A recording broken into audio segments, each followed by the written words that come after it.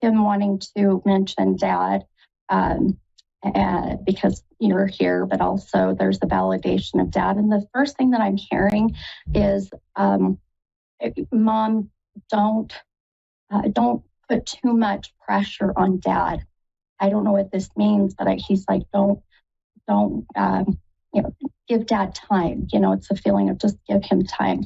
And when I was hearing that name earlier today, that S, being Shay, it was a feeling of worry, of concern, of Dad not processing or grieving like he should, I guess, how your son feels he should. Do you understand? Me and him are not together anymore. Yes. And he and his son were not close, unfortunately. They started to have a bit of a relationship, but over the years there has been tension. But his father has reached out to me. We have dealt with things as we had to, and I have started to speak to him, and a lot of the pain from the past, from our past break, has been resurfaced due to the loss of our boy. So we've had to deal with that. We've both got other partners. It's been hard. We've had to come together, but it is difficult to communicate. There is a difficulty there in communication, although we both feel the grief terribly for our boy. He wasn't as close to him as I am. Oh, you're very close. There's a connection there. There was an issue there. So that is very prominent, yes. Yeah.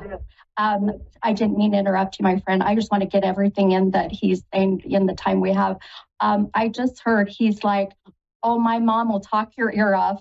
And that was not me. So don't shoot the messenger. He goes, that's true. Talk your ear off. And I love his energy right now. I feel like he's a new soul. He hasn't been gone very long, Mama. I feel like he's showing me that he's still getting his footing, his bearings. He passed on the 29th of January. Okay, so that's very new. Okay. Oh my gosh. I just got chills everywhere. Today is the 29th, and we are 8 months away. That's the 8th. Today is 8 months from the time your son passed. Oh my gosh, I have chills everywhere. The 29th coming up, the 25th today. Your son's like showing me the anniversary of the 8th connecting to his passing. So this very much I feel is his effort of trying to really communicate, knowing that you needed this so bad. There's such an emphasis. I'm going to pull one of these other cards. I'm not even using cards. I'm just listening and going with my gifts. But this deck I absolutely love. It's made by or put together by another very well-renowned medium, James von Prague. And it's called Talking to Heaven. And your son's like, I need my mom to hear the message, whatever this card will be. So we're going to do that here in a minute before we have to wrap up. But I'm going to tell you, there is such a feeling, my friend, of impact, of I almost want to say like blunt force, or I feel like I'm here and I'm gone very fast. Do you understand that with his passing? Yeah. Okay. It wasn't natural. Yeah, it was not natural, right? It was not. Okay. No. Okay. He's, oh, wow. You have a daughter? Yes. Okay. She's older. That's okay. 34.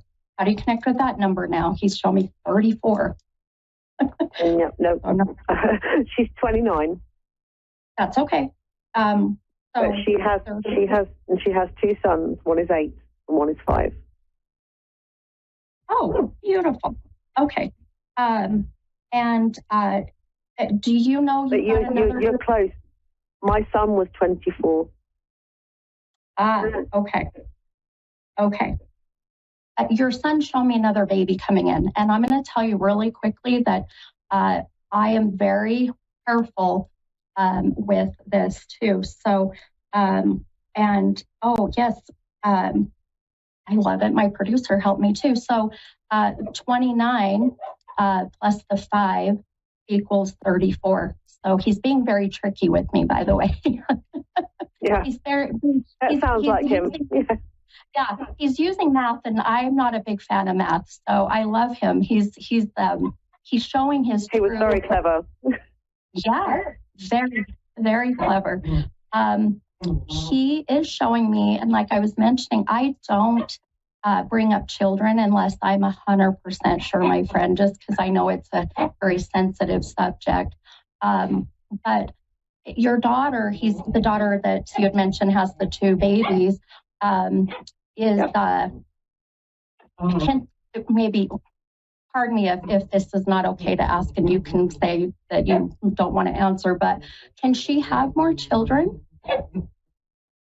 She can have more children. She doesn't want any more currently, but she can have more children. Yeah. She can have more children. Okay. So funny. I've got my puppy in here, and she's going crazy of the energy in here. So if you hear that, just know it's my little puppy going nuts over the energy. Okay, I love animals. I have 3 dogs, so. Oh, it's going crazy. Are you still there? I am. Sorry about that. Just be mindful. I do see this other child coming. So I do feel there's a third coming into the picture. And it's interesting. The minute I mentioned children, my technology started going crazy and my puppy started going a little crazy. But there is a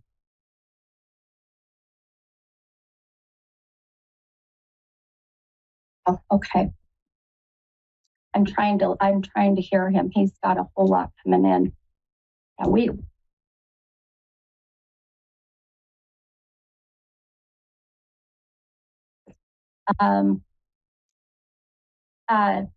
hang on. How do you connect with the head, my friend? I'm sorry, I don't mean to bring this up, but I'm getting a lot of pressure in the head. Do you understand that? Yes. Close to, yeah. Yeah. Okay, hon. Okay. And he also wants to also mention that there's been some changes in the home that have been very difficult for you, but he's commending you, Mom, of being able to move on and to slowly find some peace and comfort with his passing. I see the pictures have been kind of put up or moved, and he loves. You must have. I'm going to tell you, he's getting very specific, but to my right, not to be kind of creepy, if I'm in your bedroom, to your right, I've got a nightstand or something, a table. Do you have to the right of the bed? Do you have a table there with a picture of him or something connected to him? I have something connected to him, yes. Yeah. Okay. Beautiful. Beautiful. He says, tell Mom that I love it. I love it. I love what is there. So, all right. I've got about 2 more minutes. I'm listening to him. He's talking like 100 miles a minute. He smells amazing. I know that might sound really weird, but he must have wore great cologne, my friend. Yeah, he was a very dapper, very well dressed, he always smelled lovely, and he was a dapper boy. Yeah, very dapper, handsome. As in like really smart and fashionable and really good looking and always smelled nice. Yeah. Oh yeah. And I don't see features. So as I'm connecting with him, he's really manipulating, the clairgustant, the smelling or tasting. And he's very well put together. One thing I do feel, I'm going to pull this card because I know we're down to like less than 2 minutes. Right? This is why if you can hop on later, let me know who you are, and that way we can continue this for you. Okay.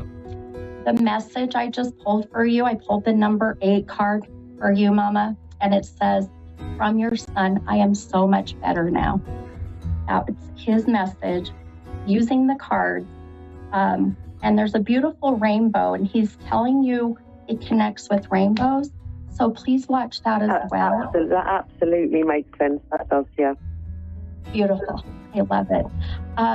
I need to end my show, my friend. I hate doing this, but will you email me or message me, get my info from the radio station? I'll also post it. This needs to be continued, okay? Sure.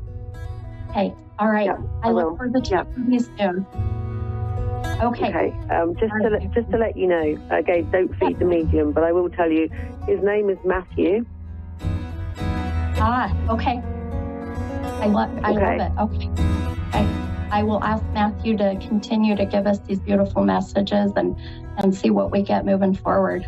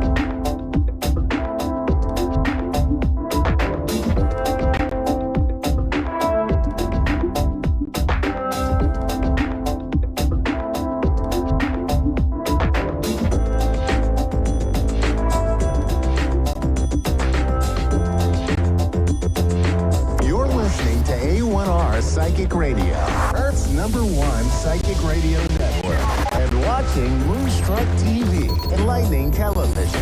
Welcome. Time for Eleanor Gray's Psychic Destiny with Eleanor Gray.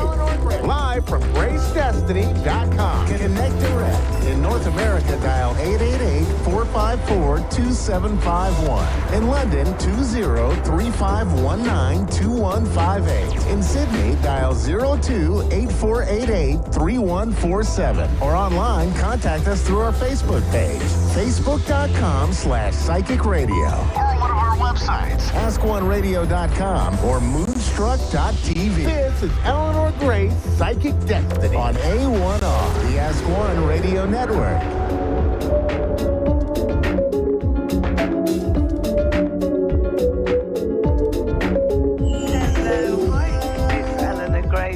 Speaking to you from London in the United Kingdom here today. And how are you? I hope that your day's going great. Now, I'm going to start today's show by looking into my cards and also using this little crystal ball, which is my honey crystal ball. I hope you can see that there. It's got hues of citrine in there for wealth and prosperity. So I feel that today It's going to very much be a sort of prosperity show. It's all about how your opportunities are going to expand your life, how you're going to leap forward into the unknown. Because let's face it, we all have to do that, don't we? We all have to make a decision and say, this is what I'm going to do, and this is how I'm going to do it. So we're going to help you along the way. Now, I'm using tarot cards as well. These are my Victorian tarot cards. Very, very British. It's all about looking at the characters that are going to cross your path. And I'll be selecting some of these cards as well for you. And I'm not forgetting my lovely angel cards, which I like to use because it brings in that message from Spirit. It also gives you guidance. So we can have a look at who's around you. And if they come through, we can pass on any messages, and they're always very, very special, aren't they, when you get a message from Spirit. So these are my angel cards here, and I'll be using these really to show just a couple of signposts, I feel. Signposts to really let you know that you're on the right path, you're on the right track, you're doing things as you should be. And of course, everything is your free will and your choice. So I'm Eleanor Grace, and you can find me on gracedestiny.com. That is my website. And lots of people do. They book psychic readings with me on one-to-one basis, where perhaps we can use Skype or Facebook or, any form of visual recordings here. And you can also have an audio reading. Some people prefer that. They don't really want to be seen. They want to be in the privacy of their comfort zone, whatever that is. So that's really important to know. So here we've got our first caller that is here on the show. And I'm just sort of setting out my computer here because we've got a few issues. So we've got Grace. Hello there, Grace. And where are you calling from, Grace? Hi there, I'm calling from Sydney, Australia. Oh, hello and welcome to the show. Okay, let me get started with your reading. Now, Grace, first of all, there's a psychic connection that you have with the world. I've got sort of aura lights all around you. I've got rainbow colours all around you, Grace. So you're already connected. You're already in there, and you're able to communicate yourself. And I think that that's really a key factor. You've got Spirit with you, Grace. I do feel that it's a very powerful energy that you have, but also that spirits have with you. So these are your ancestors, your soul group, your family, going back many generations, I feel, but certainly just in the near generations, in those recent passings, you've got a gathering here of helpful souls, helpful people, wanting to say to you, Grace, that you mustn't stop what you're doing. It seems as though there's been many obstacles at the moment to what you want to achieve, because I've got literally logs being placed at your feet, and you're trying to trample over this sort of big obstacle. It's like you're in a great big wood or a forest, and it's really hard to get to the other side or to try and get to a clearing. Now, the Spirit have come in to say to you, this is something that you're going to achieve. You're really going to be able to do this. There's John as well. I want to give you John.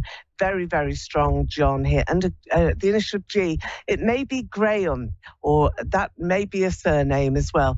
I'm going to give those names out to you. They may not mean anything to you straight away, but watch over the next couple of weeks, because we have the Wheel of Fortune here, giving you many, many changes. So everything that goes up in your life has got to revolve around and bring back people that you've lost, people that you haven't been in contact with for a long time, Grace, and also bring in new beginnings. So there's opportunities that are here.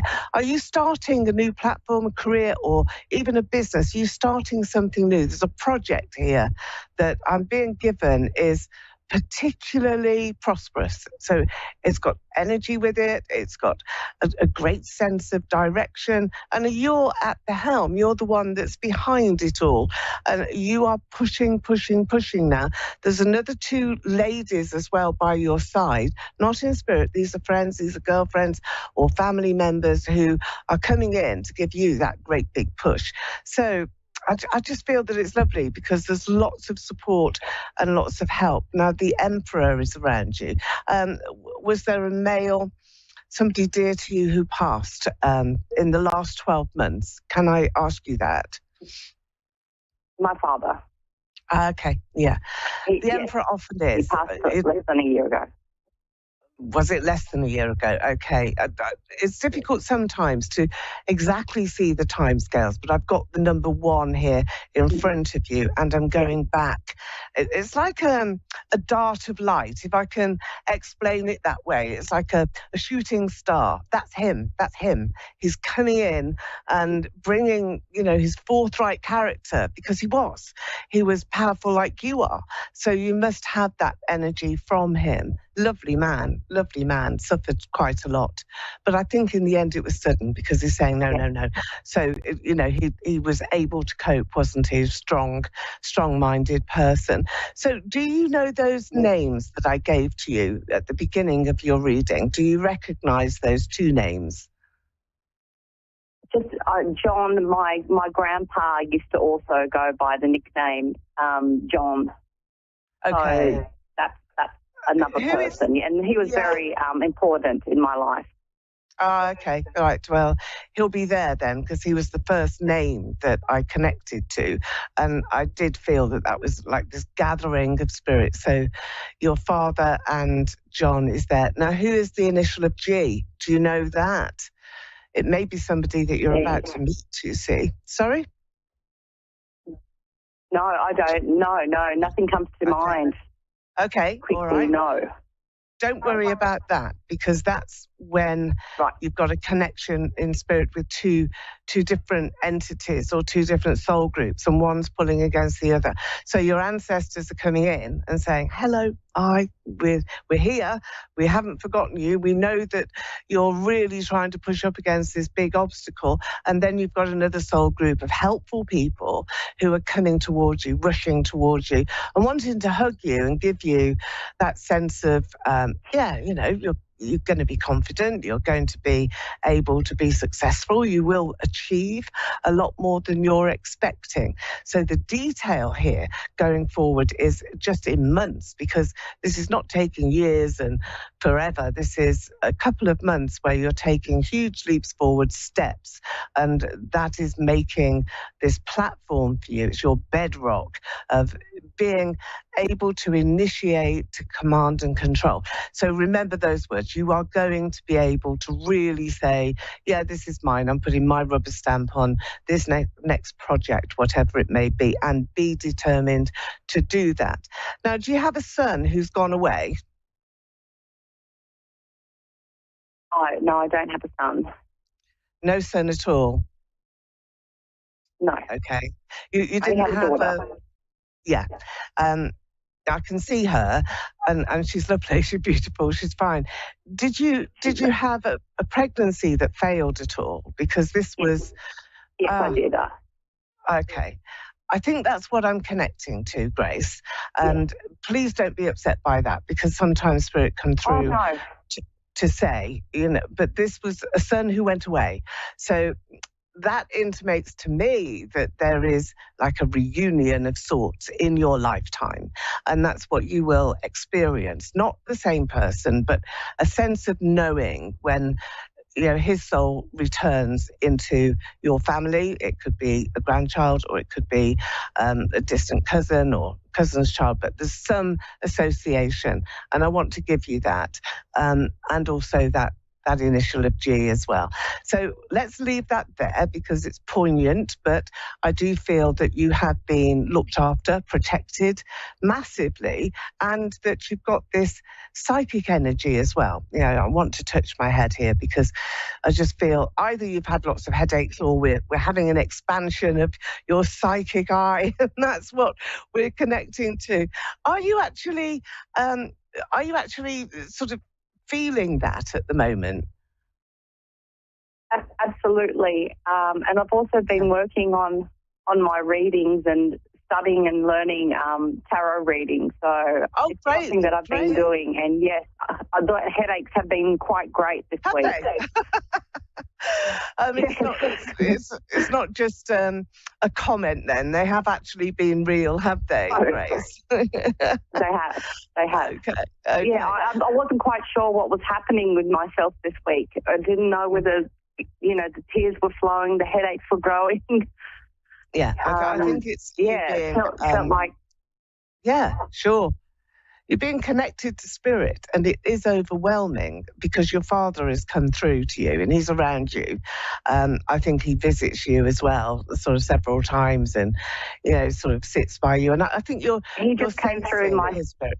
I just woke up. I literally just woke up. He was in my dream. That's the message, and that's what he wants to say to you, that he will gravitate to your subconscious because that's the way he can communicate to you.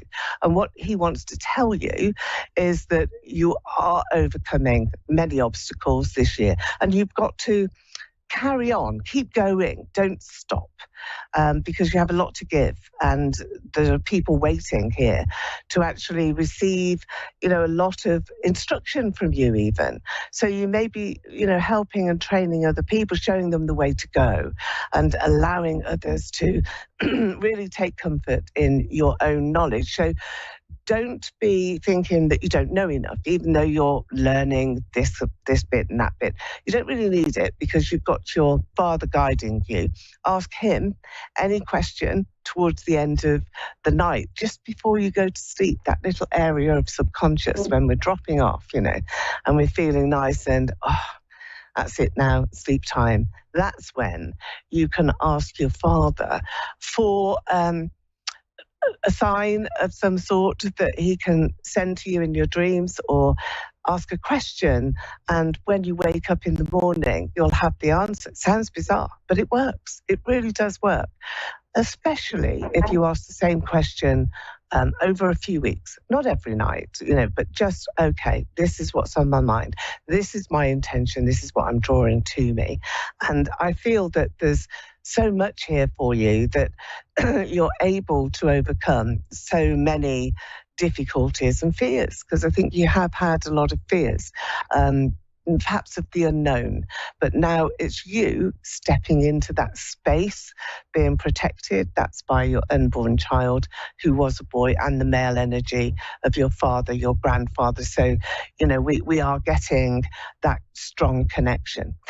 Well, Grace, it's been wonderful to speak to you. And of course, you've got the initial of G as well. So maybe that's what your father was saying. Yeah, G. I'm going to leave you to ponder on that one. And you can get a hold of me anytime. And it's been lovely to read for you. And that's on Grace Destiny. That's my website. Goes across all over the world. And have a brilliant, brilliant day today. Lovely to speak to you, Grace. Lovely to speak to you.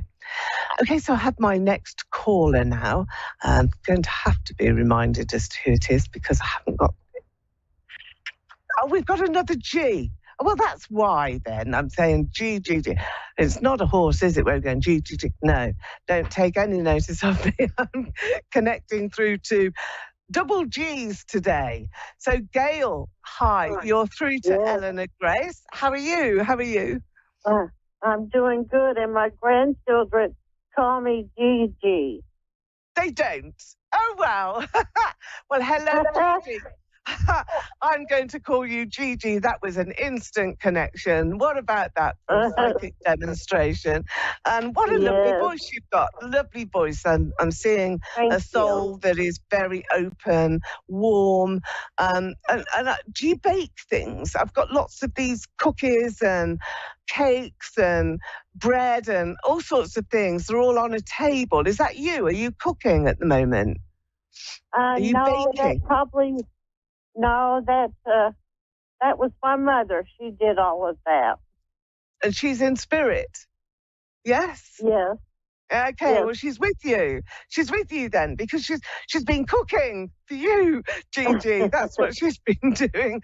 And she's showing me this great big table. So she must have been very, very proud of all of the produce that she made and what she gave to you. She taught you, didn't she, as well? Do you have a sister, Gigi? Is there a sister? Two sisters? Yes. I've got, yeah. Yes. Are there two sisters that you have as well? In spirit? Well, I have two sisters and your mum who's in spirit. I have three sisters in spirit. Is there one here? One here? Is that you? Yes. There's three of us here. Okay. And three on the other side. On the other side. Okay. I was getting this picture because I could see two ladies and your mum. So there's two ladies in spirit, sort of very strong, beating hearts, and all the cakes and everything else. So we had all this produce coming out. So I knew that they were wanting to connect to you. And then there was another lady, very shy though, this sister. She was hiding, almost hiding out the way, would have been very quiet. Whereas you've got dominant characters in your family, I think. You've got those around you here. Who is Catherine? Is there a Kathy in your family? Well, Catherine was my mother's best friend, and she's in spirit as well. Okay, so she's come in to join the party. She just told me her name. So Gigi, I think you've got a lot of upliftment here. She's talking about Margaret the whole time. So who is Margaret? Can you tell me who that is? Well, she was a friend and maybe a relative of my mother's as well. Okay.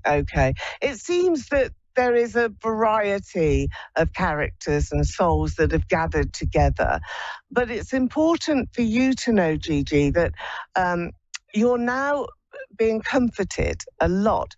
So you've been poorly, haven't you? I feel that there's been ill health around you, tiredness and worry. Do you get anxiety? Do you worry?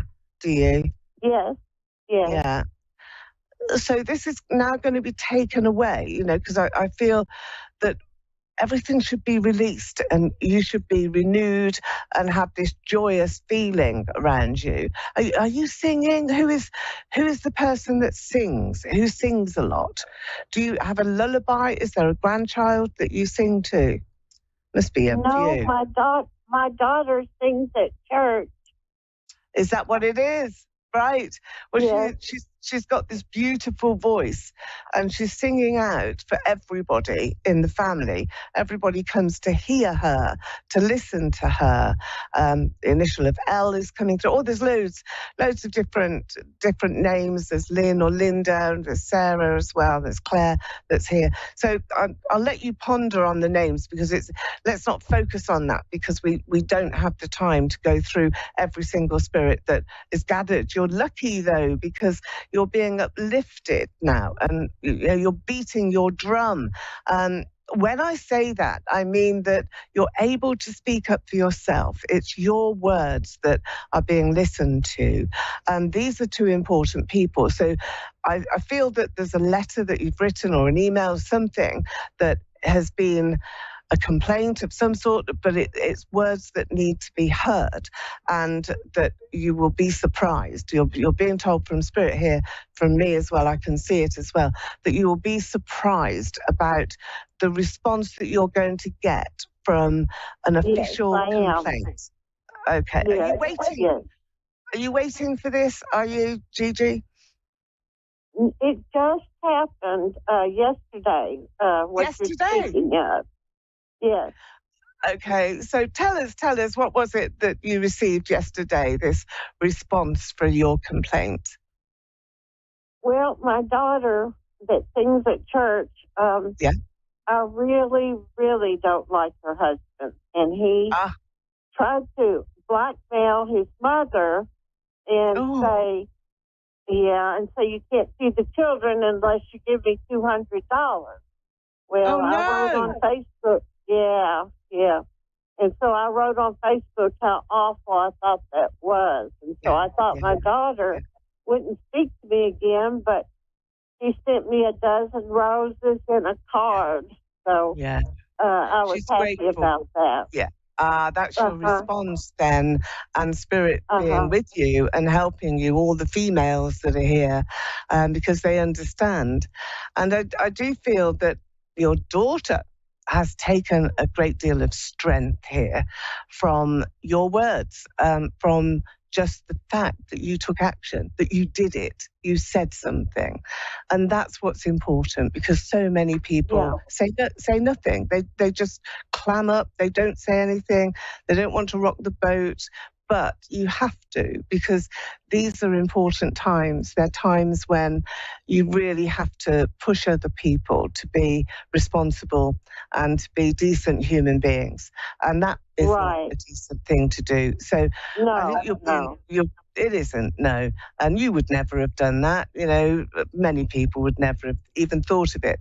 I think that the other side of the coin here is that he is feeling financial pressure, that there is a lot of difficulty in that relationship with money and coins and finances. And that would be the right conversation to have. What's the problem? What's at the root cause of the problem? Rather than having the argument about the action that you took. It's obvious that, you know, if he's trying to blackmail somebody, he needs the money. So try and tackle that in your next conversation, because he's here. He's in your cards. He's not the happiest of fellas. He's not the happiest of creatures. But I do feel that he will be the person that, you know, is most likely to change. I don't think he wants to behave like this. And I think certainly your daughter knows a different side to him as well. Now, I'm looking at the honey crystal ball. It's a small one, but it's full of prosperous veins here of citrine crystal, which I love, and it's blooming yellow. So the hue is wonderful. I'm going to place this all around your aura for you, Gigi, because this is what you need. You need to have communication with those loved ones, not just in spirit, but your family members, your friends, and there's lots of them. There's people who love you. They really do. So now it's your turn to ask for some help, ask for some favors, to really have this wonderful communication, been really resonating alongside your aura, which is bright. You've got bright aura, shades of violet, and then we've got this lovely citrine, the honey-coloured crystal ball, which is what you are being shown here today. So take this as encouragement that you've done the right thing. It's a major thing that you've got, and it's come through with clairvoyance, with spirit as well, where, you know, I was able to say to you, we know that you've done this big thing. It took a lot of courage, a lot of strength, because you risked your relationship with your daughter. And we all know how tricky that can be. It can be a tricky negotiation. But you're a lovely lady, and this, I feel, is something that you have got to remember, that your heart is in the right place. It's being shown to you here. Now, I'm going to take an angel card for you, because I think that you just need that extra bit of zoom and encouragement. And what you've drawn here is really interesting. It's the card of forgiveness. Now, let's see what's next to it. So, okay, we've already said maybe tackle this son-in-law of yours by just saying, look, what's the problem? Is it money? Is that what is really the issue? Because that's just a thing. It's just a material thing. We all need it. But, you know, it doesn't hurt people's hearts. It doesn't hurt people's relationships. And what you're being given here from your mother is listen to your intuition, Gigi. Remember, I've said to you that you're naturally quite psychic. You woke up, didn't you, with your father in your dreams. Now, a year from now, I think you can expect some big changes. Are you thinking of moving? Do you want to move to a different location, a more rural location, or something that is more pleasant? I've got a much nicer home environment around you. Is that something that you would wish to do, Gigi? I've been thinking about it. I have pretty bad arthritis, and I've been thinking about Arizona. And I used to live out there, so. And that's nice. I've been thinking about it. Yeah. It's dry. Oh, is it? So you don't get all of that horrible rain like we do here in the UK. I think we've got it for the whole world at the moment. Right. So I think that what I'm seeing here is the angels have said a year from now. So it's not tomorrow. It's not next week, next month. It's in a whole year, and a lot can happen in a year. And this is going to be made possible for you. So if you think that there are obstacles and restrictions, they're going to be removed. Spirit will bring those, put them on one side and say, no, that's not for Gigi. She's done her bit. It's now her turn to have that pot of peace, less pain with arthritis, and a new chance to be happy. And look what you've got as your final card here. The angels are bringing you the card of success. So you're being told it is going to happen. Try to think about that and try to bring it into your life, into your world, into your conversation. Talk about it as well with your sisters, because they will help you. And so will Spirit. Gigi, it's been a delight and a pleasure speaking to you today. I hope you've enjoyed your reading and those lovely Spirit messages as well. They were really beautiful. And well done. Well done for speaking up. Bye for now then. And I'm Eleanor Grace, and it's been lovely to welcome you here to our psychic shows, which will run through the next few days. So watch out for your favourite psychic medium, and I will see you again, same time next week. Bye for now. Little wave. Bye-bye from the UK. Bye.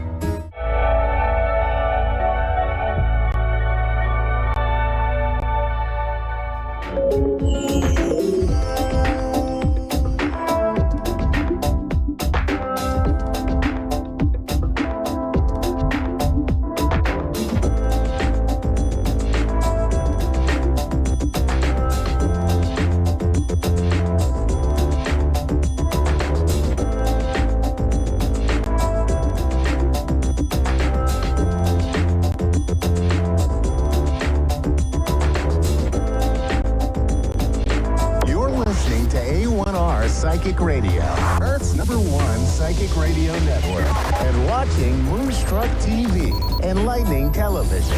Welcome. And now, Reverend Elliot's Magical Window with Reverend Elliot. Live from magic-works.com. Connect direct. In North America, dial 888-454-2751. In London, 20-3519-2158. In Sydney, dial 02-8488-3147. Or online, contact us through our Facebook page, facebook.com/psychic radio. Or one of our websites, askoneradio.com or moonstruck.tv. This is Reverend Elliot's Magical Window on A1R, the Ask One Radio Network. Greetings, fellow seekers of truth, wisdom, and light. And this is Reverend Elliot coming to you live. Yeah, this time live. Actually, really, for the first time in 6 months, live in the middle of September 11th, 2024. Boy, I've been out for 6 months. And what an experience that's been. It's I told you guys I was sick. I said I wasn't feeling well.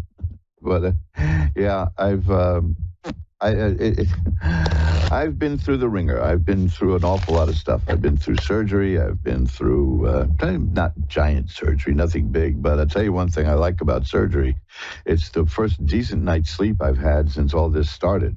I had a really good anesthesiologist, and I told him I haven't had a decent night's sleep in 6 months. Please knock me out. Just do it.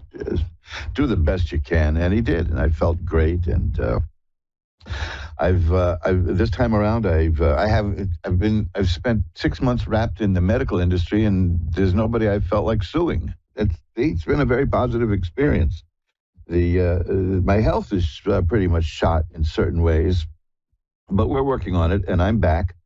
And a lot of what we're doing was preventing. A lot of what we've been doing medically was stabilizing my condition and fixing me up to prepare for the worst, which would be just shy of dying. Which, when you go see the doctor and they start talking about getting your affairs in order, it's getting serious. But it's I don't know how to explain this, because the doctors keep saying that it's a very, very serious thing, and I don't doubt it. I mean, it knocked me out here for 6 months. But they also tell me I don't look like somebody who's sick, and I seem fine. They're generally surprised when I turn out to be the patient, which I suppose that's some kind of saving grace there. But, oh gosh, I have missed you all so much. So many people have been in touch with me in the last 6 months, so many people from the audience. And you know who you are, and I thank you so deeply for your wishes, the Reiki energy you've sent, the healing energy of all sorts that you've sent, the cards that you've sent. I've been very lucky that you haven't forgotten me, and I hope. I don't know. I almost forgot me, but it was a strain, and I wanted to come back today, of all days, because there's, of course, we all know that there's significance in September 11th because of what happened 22 years ago. But also, for those who have read my book, I don't want to make a selling point out of this, but look at that. He's out for 6 months, and he's already talking about his books, right? That I did a magical ritual 21 years ago yesterday that pretty much saved me from the terror of Lower Manhattan on September 11th, 2001. It's in the book. It's in the book. Reverend Elliot explains it all, but it was one of the most frightening experiences that I came that close, and it illustrated I mean, I can't really, if I explain it now, I'll be here. It'll take the whole show to do that, but I might just take one show one day and just, instead of taking calls, tell you what happened in detail. But it's in the book. Reverend Elliot explains it all. I did a thing called from the rituals of Frater Malek, called the Rewarding Ticket Come to Me, which is theoretically a lottery thing. And I bought a few lottery tickets, and I did, actually, they all won. All of them won. Not a lot of money, but a little money. They all won money. I turned a profit, but I never cashed the tickets in because something else happened. As a result of that, I got a ticket that kept me out of Lower Manhattan today, which September 11th, 2021, I was supposed to be down there, down by that site. And this is what happened on September 10th, as a result of that ritual, got me out of there. And I was lucky enough to find the occultist who wrote that and let him know what happened. It was a life-changing thing to come that close into this. And today, since the ritual essentially protected me, I thought today would be symbolically the best day to come back And and I'm starting, because I'm feeling better, I'm stronger, I'm very wobbly. Going out and walking and shopping and things like that is a bit difficult because I've been lying in bed for months, which ordinarily I'd like, but no, not under these circumstances. But that's it. You know, they've got me on some medications. They've got me on a excruciatingly bland diet. All the wonderful things I like cooking, I can't have. They'll kill me. So the choice is not that hard to make. And I'm under almost constant medical observation, and I'll probably be around for quite a while. They think they can. They're pretty sure they can keep me going using all the latest stuff that's out there. But I have to be monitored very closely and have my blood drawn all the time. You know, it's one of those things. I mean, as terminal illnesses go, this isn't a bad one. Let's put it that way. So I'm. Don't let the term terminal illness be a real downer there, because life is terminal, you know. So we're all headed for the last roundup anyway. But the idea is, I got rather tired of moping around, whining about it, and being scared to death. So the medical stuff is under control. The physical stuff is under control. The mental stuff needs work, because it's very distressing. And the magical stuff, that kind of takes second seat when the reality of life hits. And I don't like to do, there's a lot of magical work that I've done that I don't like to do while I'm ill. And this is the illest I've been. I've been one sick baby. So the upshot of it all is I'm under control. It's all under control. I am here at your disposal now. I have been, to all of you who have contacted me about readings, you were very gracious when I explained to you why I can't do them. And I asked you if you'd wait for a later date and then contact me, because I'll do it for you. And I'll do it for you free because of that.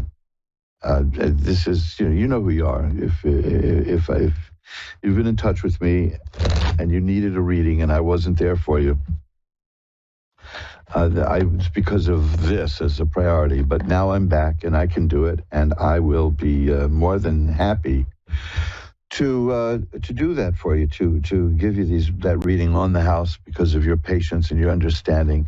And I don't think I could have done it without the energy and contact I got from all of the Ask One Radio audience who got in touch with me. And if you didn't know what was happening to me, that's I wasn't too vocal about it. Some people knew and others didn't, but I have been, like I said, I've been poked, prodded, cut open, you name it, all that. But I'm here. And a reasonable facsimile of myself, and I want to get back into it. I've got books that I want to finish. I have, boy, when you get news like that, you just think about all the things you want to do. And yet, it was almost impossible to focus and do them, because I had to focus on getting well.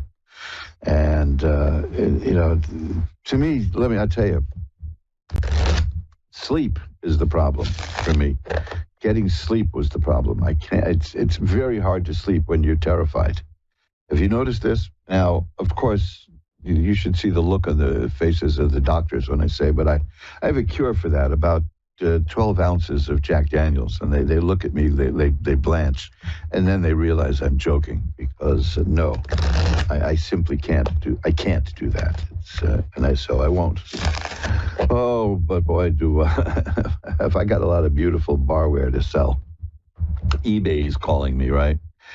So, I'm back, I'm here. I'll be putting together some books. I have some interesting books that are coming up. You can, I'm still not on Facebook. I never did bother to get back on Facebook because they were very bizarre in locking me out.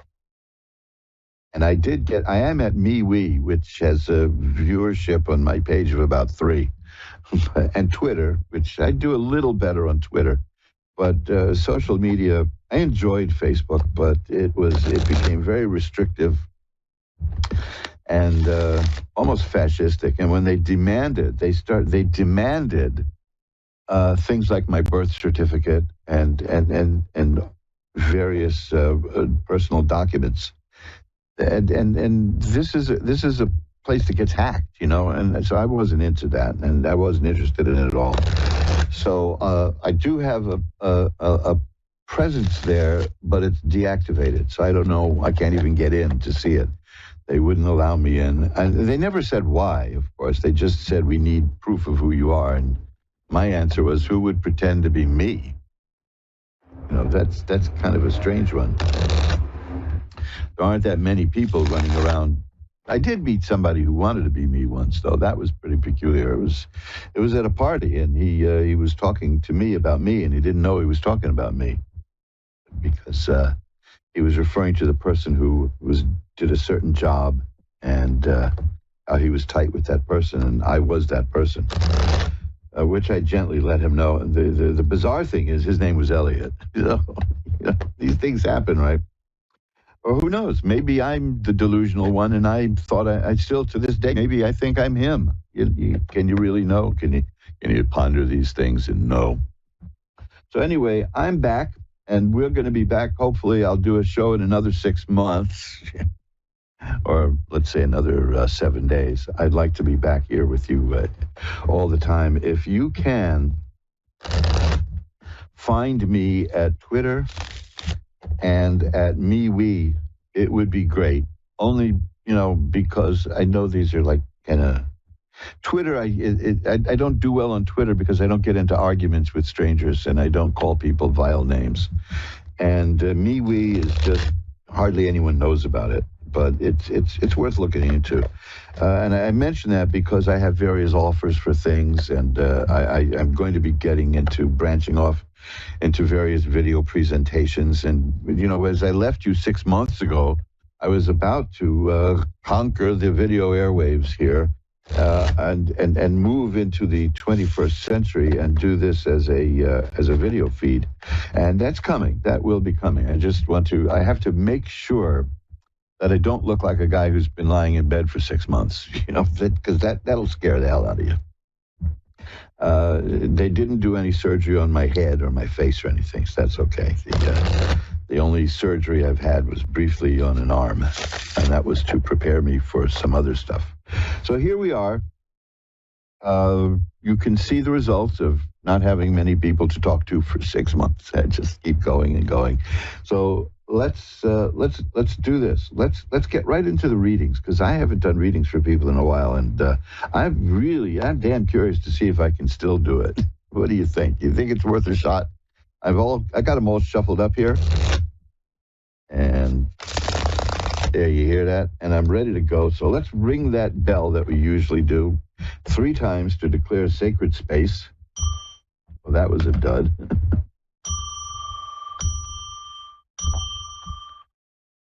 Now we'll pull back the curtain on the magical window. We'll go up north to Canada for Christine. Hi, Christine in Ontario. How are you tonight? Hello. Fine, thanks. Hi. How are you? Oh, boy, that's a question that'll take hours to answer. I'm doing better, though. So I gather. Yeah, I was laid up flat on my back for 6 months, and the object of inspection by numerous medical students who... by the way, I found very strange when you joke with them. So I'd recommend being very serious during sessions like that. How are you doing? I'm fine, thanks. Good. What can I look at for you tonight? I was wondering if there are any messages from the other side. Ooh, that's fascinating, because I just cut the deck and I got the judgment card. And the judgment card shows the angel blowing the horn and the spirits rising from the grave. That's it's about rebirth, and it fits in. When people ask me a question about contact on the other side, there are several cards I look for to see if I'm really going to get a message, and that's one of them. because of the imagery. So yeah, I'd say we do have a message here. This is a puzzle to me. Because the next card is a card I always get when I read these things. It's a card of great happiness and joy and healing and health. It's the sun. Sometimes it's preceded by cards of sorrow and sadness. But the message is almost always, I'm happy, I'm okay, I'm growing, I'm healing. The next card I have is the Five of Swords, which is not a very good card in the sense that the spirit who's reaching out to you was treated badly, not by you, but was treated badly, but is now moving and growing. Because this is a card that's very typical in these readings also, the Ten of Swords, which looks like a horrible card. It shows a person lying stabbed in the back. But it just means that life has thrown its worst at you, and you're around. It means the hard times are over. And the Six of Swords is here, which is going from where we are to a better place, which is a cliche, of course, but it shows a person in a little boat on rough waters pushing the boat towards smooth waters. So the message here is from whoever this is to you is that they want you to know that although things were kind of bad near the end, that there was some bad blood, not necessarily involving you, but there were problems. That the person is happy, the person is healing, the bad times are over, and the person is growing, and the person is moving towards the place where that person wants to be, and the bad times are over. So that's and that's oddly enough, that's almost always the way these readings go. There's almost always a card like the sun there about healing and health and growth. A couple of times I've had readings for people who just didn't accept what happened. You could see in the cards that they didn't accept it. This is a person who's not only accepted, but embraced it and sees that the troubles are over and is moving towards good things. I like to believe that people like that spirits like that come back and do very good. I don't know if that fits in with your philosophy, but I kind of like to think that that's possible because we're getting hints here about things happening afterwards anyway, right? Mm-hmm. And do you have any idea who this person is? I'm going to... Well, I have the fatherly figure, an almost priestly figure, somebody who was important, who gave guidance to people. Does that ring a bell for you? Possibly, yes. Because I have the card here, the Hierophant here, and here's the Death card, which of course that's one of the cards I look at. And here's another one, the High Priestess card. That's another card I look at. When I get these cards, that's telling me the message is really strong. The High Priestess is the person who can see behind the veil. The Death card, this meaning is obvious, as was the Last Judgment card. So, but this is telling me that this is definitely, I'm here. I am here. And I'm growing and I'm healing and I'm doing well. Which, this is one last card is the Six of Rods, which the message is success and triumph and do well for you. Okay? Okay. Thank you. So that's these things are so like a double-edged sword because it's so sad, and yet I almost always get joyful readings from the person who's passed on. So, especially, look, and let's face it, for me personally, that's something that's been on my mind for the last 6 months. But it sounds like it, yes. We'll all find out eventually, but this person wants you to know that things are going well. Okay? Okay. Thank you very much. My pleasure. And I will light a candle to send positive energy towards you and towards the spirit. How's that? Thank you very much. That's my pleasure. Bye-bye now. And let's just shuffle them up. You're listening to Reverend Elliot's Magical Window Live after 6 months. 6 nasty, yicky months. And how odd is that my first call would be about the afterlife, which I came very, very close to experiencing. You know, it's there was a guy I should mention. There was a wonderful old guy I was in the hospital with in my room. He was much older than I am, and I'm no spring chicken. And that was a fascinating experience. We had some great conversations while I was lying there, wondering what's going to happen to me next. You know, so that helps a lot. That helps a great deal. I brought a book with me because I didn't know how long I'd be in the hospital, and I ended up reading it 4 times. I'll discuss that book one time too, sometime too. It's a metaphysical thing also, but that was as close as I got to doing this stuff. I pretty much would have to say I've had my fill of hospitals, but it's unfortunately, or rather, let's say fortunately, I'm not done with them. I have more medical things coming up. I have more medical appointments coming up. And as I said, each time, every person I dealt with, from the surgeons to the people who sweep the floors, were all marvelous and lovely and wonderful people.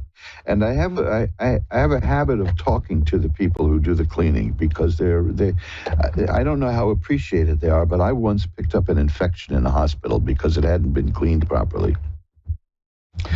And I encourage these people all the time, because they are frightfully important. The ones, you know, I know that it's considered, quote, menial work, but I watched a person clean down half the room and make the bed, and it took like an hour and change, because she was that precise and that good, and I knew I was in good hands, and that helped speed my recovery, which is knowing that I felt cared for, and then the love I was getting from the audience members from Mask One Radio, it was very moving, and I don't think I'll ever be able to thank you enough. Jennifer in Everett, Washington is next. Hi, Jennifer, you're on with Reverend Elliot. Hello.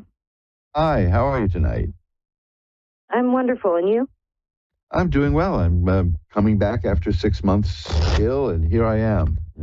Funny, every time I hear, I've heard Everett, Washington, always makes me think, for some reason, of Bing Crosby, because I think he was from Spokane, I believe, but he had a brother named Everett.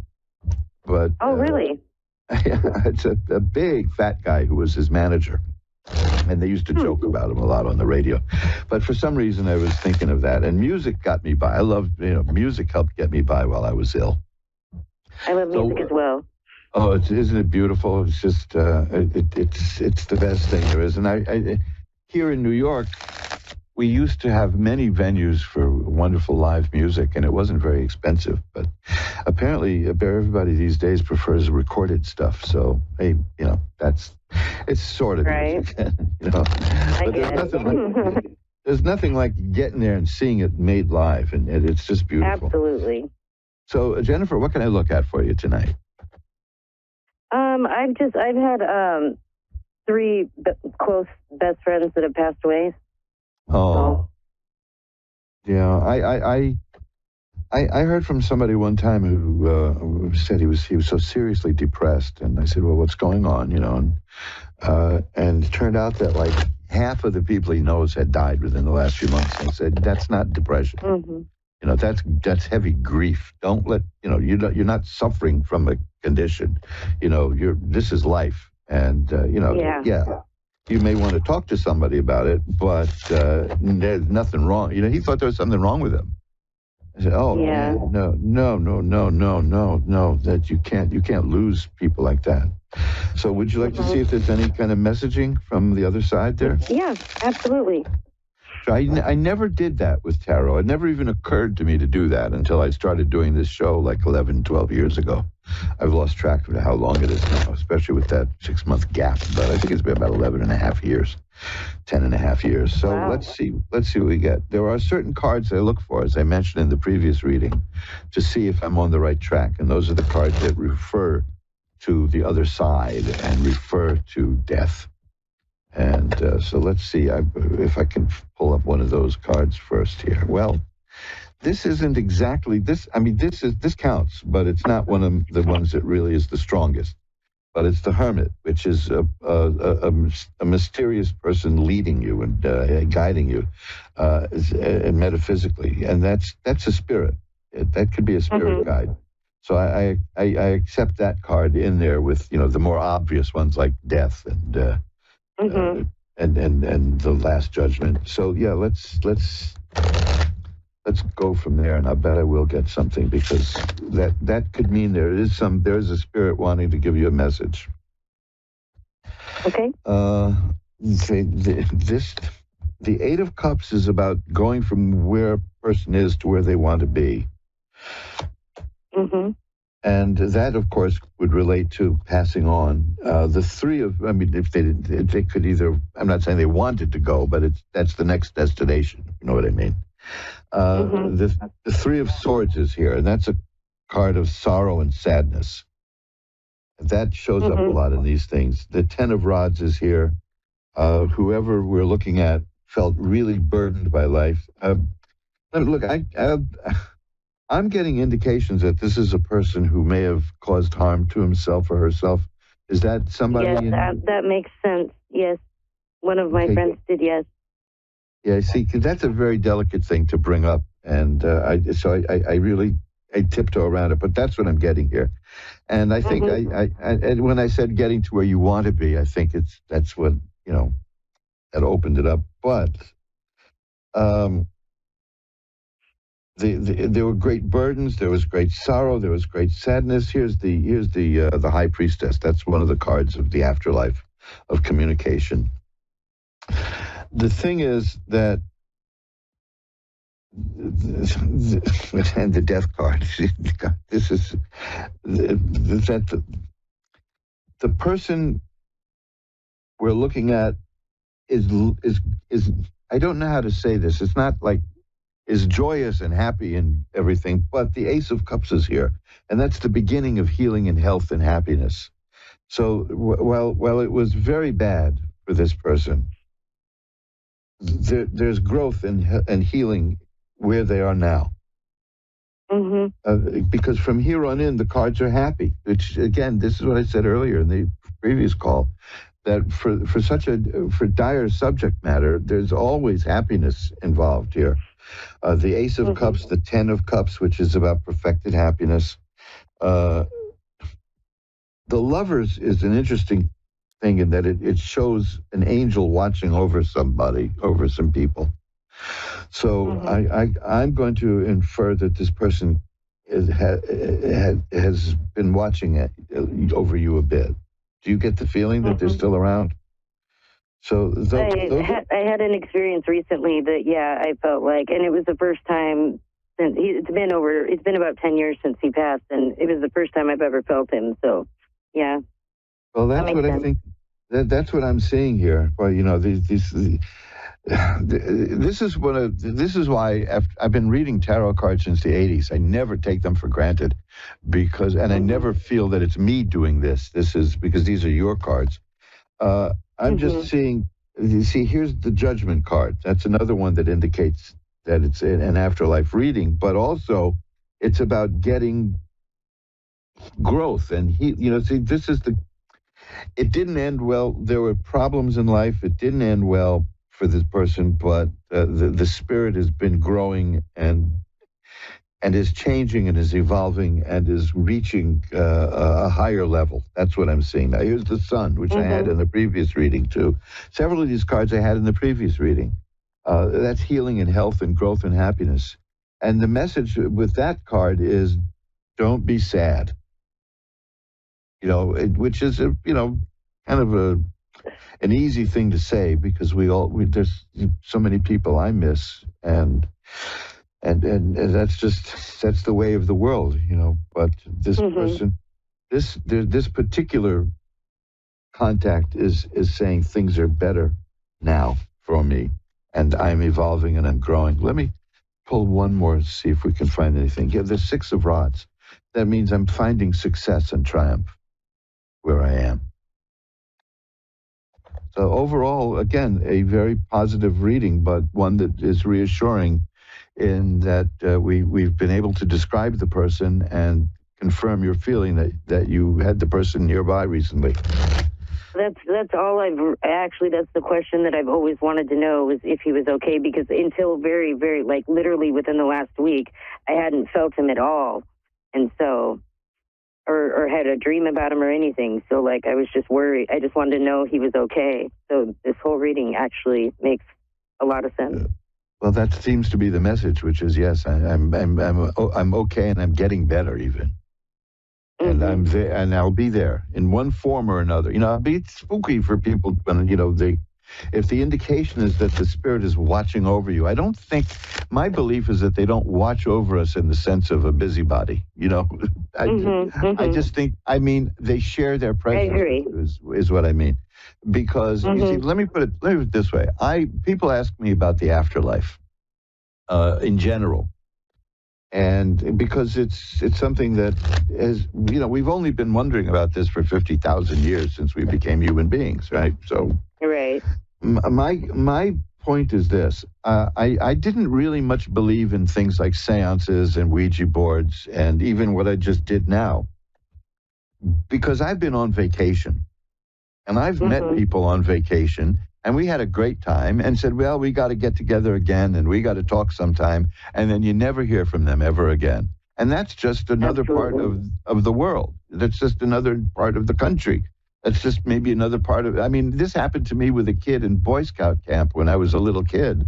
And I found out he lived literally, as the word they like to use these days so much, he lived right around the corner from me in New York City. He lived right around the corner from me. He lived on the same block that I lived on. And yet, you know, we got to get together. We got to go to the park and blah, blah. And I never heard from him again. You know, and I was probably about 10 years old. I'm an old man. I'm still waiting to hear from him. You know, I looked him up on social media to see what's going on. I mean, now think about what happens when you change realms of existence. If people don't even keep up contact. Now, I did a thing. I mentioned that when I was in the hospital, there was this wonderful old guy. That's so condescending, but you know, it was a wonderful guy who managed to live He managed to live longer than me. Let's put it that way. And we had lived in the same neighborhood, and we grew up in the same part of the city. And we, of course, you know, it's New York. We never met each other, and we got along very well. And he was interested in putting down his experiences in writing, but he was kind of a little inhibited. And I said, listen, just write it, you know. And I said, here's what I'm going to do. I have this book that I wrote about how to shave with a straight razor. Now, if I can do that, you know, it's just simple. Just start writing and then rewrite, then make it better. That's all. And I'm going to send you that book just so that you can look at that book and know that if this guy who's half dead lying in the bed next to me, if he can do that, then I can do this. And I want you to think of me when I do that. And I knew in my heart that I was never going to mail that book to him.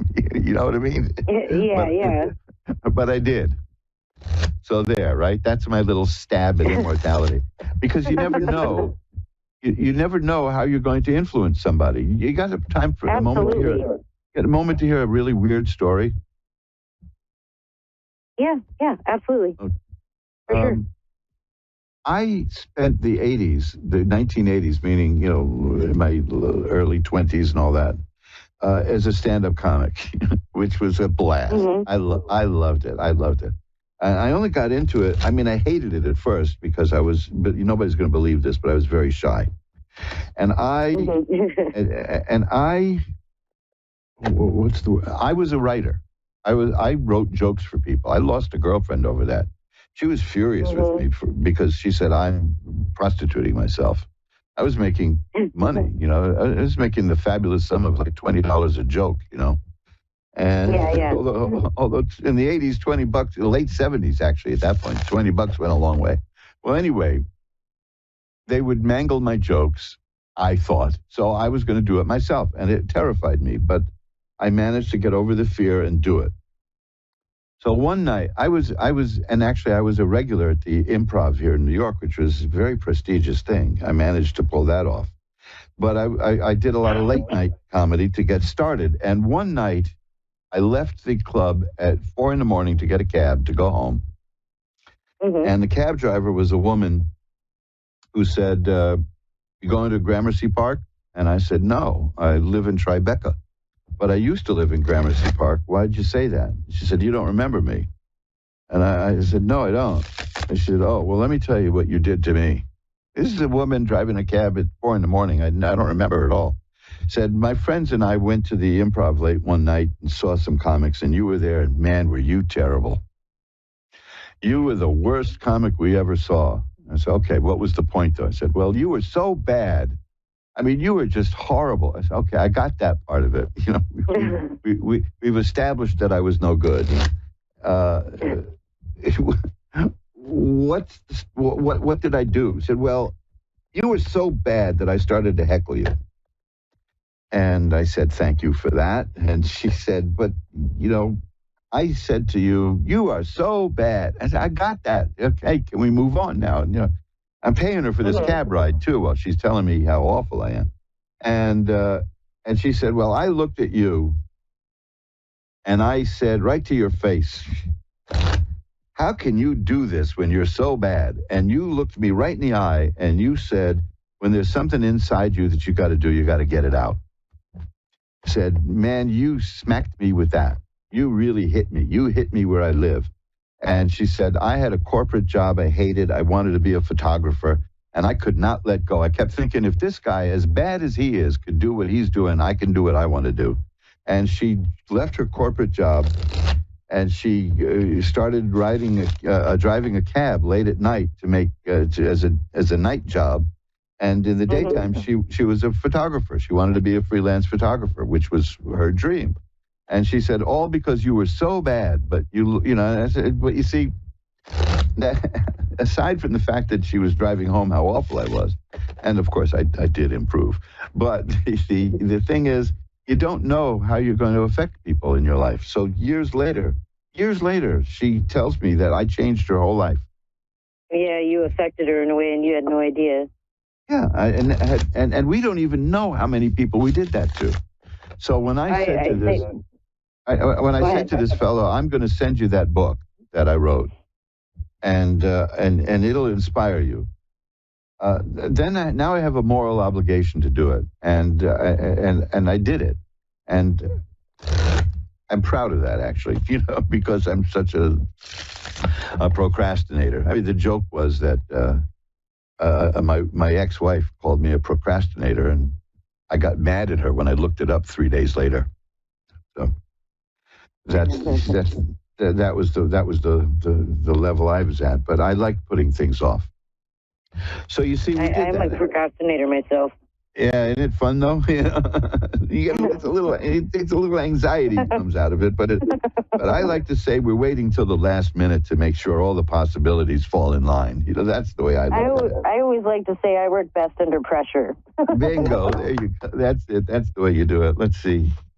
Wait a minute, that's not what I meant to do. I meant to do it. I see how long I've been away. I meant to do this. Yes, that's put yourself under pressure and get the work done. Anyway, that's you know, I warned Dave here at Ask One Radio that I was going to be chatty tonight because I haven't done this in 6 months. But you reminded me of that story and about that book and about the things we do and the presence and the afterlife. So I believe that yes, these souls are there, and they can kind of blend their presence with ours. It's not like that image of the Lord as a man with a pencil and a paper and writing down that you called somebody a bad name. You know, no. So, you know, I think this person you were concerned about, I know you said there were several, but I think there was one in particular you were concerned about, and that's the one who came through. Yep. And if you can get back to me some other time on the air or even off the air, maybe we can look at some of the others. I'll be happy to take a look at them for you. And by the way, I'm so out of practice here. I should tell people, because I've been away for so long, if you want to get in touch with me off the air, the email is asktaro@earthlink.net. And Ask Tarot, ASKTAROT, at earthlink.net, Okay. and I'll be happy to spend some time with you. Okay? All right, sweet. Thank you so much. Thanks for a great call. You make coming back. I was nervous, but I'm not now. So thank you. Thank you so much. You have a good evening. Bye-bye now. And let's shuffle up the cards. You're listening to the triumphant return of Reverend Elliot's Magical Window after 6 months of lollygagging and making doctors' lives miserable. Actually, this time around, they were very nice to me. I've had my share of nasty doctors, and these weren't they. So that helps an awful lot. The food left something to be desired, but I'm not really. Like I said, all the stuff I enjoy eating, no can do. Not anymore. Not allowed. You know what kills me? No tomato sauce. I make a wicked tomato sauce. You can find my tomato sauce recipe, by the way, at magic-works.com at my alchemy page, because there's a kitchen alchemy thing there. And I have recipes how you can make your own imitation of Irish cream. No, can't do that now. My wife's going to get all this stuff, but I can't eat any of it. I can't drink any of it. But I make a killer tomato sauce with which comes to about 80 cents a jar. And I would urge you, especially in these times of inflation, to take a look at it, because if you like a good, hearty tomato sauce, this is the one. And you'll find that at magic-works.com. Anyway, let's shuffle that up. I'll talk to you more later about how to get in touch with me and find the things I do. Jade in Clearwater, Florida is next. Hi, Jade. You're on with Reverend Elliot. Hey, Elliot. Can you hear me okay? I hear you just fine. Am I coming through? You are. Beautiful. How are you doing tonight? I'm doing okay. I called in because... Maybe we can see you sound a little down, don't you? Is there something else? Is there something specific you wanted we can take care of? I'll be happy to look into it for you. Yeah, I'm also a medium and a tarot reader. Oh, good. And I called to get some, insight for me. I'm 40 weeks on Sunday with my fourth child. Wow. And and it's coming up, and I'm kind of in a predicament that's a little sticky. And I just wanted a little guidance on, if I should just take this route and focus on me and the baby right now, like what's important. And, just want to make sure I'm going the right way. The first card I have confirms what you just said. That it's the eight, the Eight of Swords. It's the one where the person is like blindfolded and tied up, It's I heard you speak of it. I do follow my Morgan Greer deck too, and I liked the enlightening statement you did just say about it with the last caller. Oh, thank you. So it's a popular one tonight. Or maybe you said Eight of Cups. Maybe you said Eight of Cups. That's right. Well, the Eight of Swords here is very. It's about feeling stuck. You know what I mean? And the Five of Rods shows conflict. And the Seven of Cups is here. That's a card of kind of unfocused ideas. So but this is nothing. This is just kind of confirming what you said. That you're feeling stuck. That you're in a state of conflict, and you're not sure which way to go. Right? Mm-hmm. Does this involve family? Yeah, it's involving kind of myself mainly and another person with conflict. We have 2 kids together.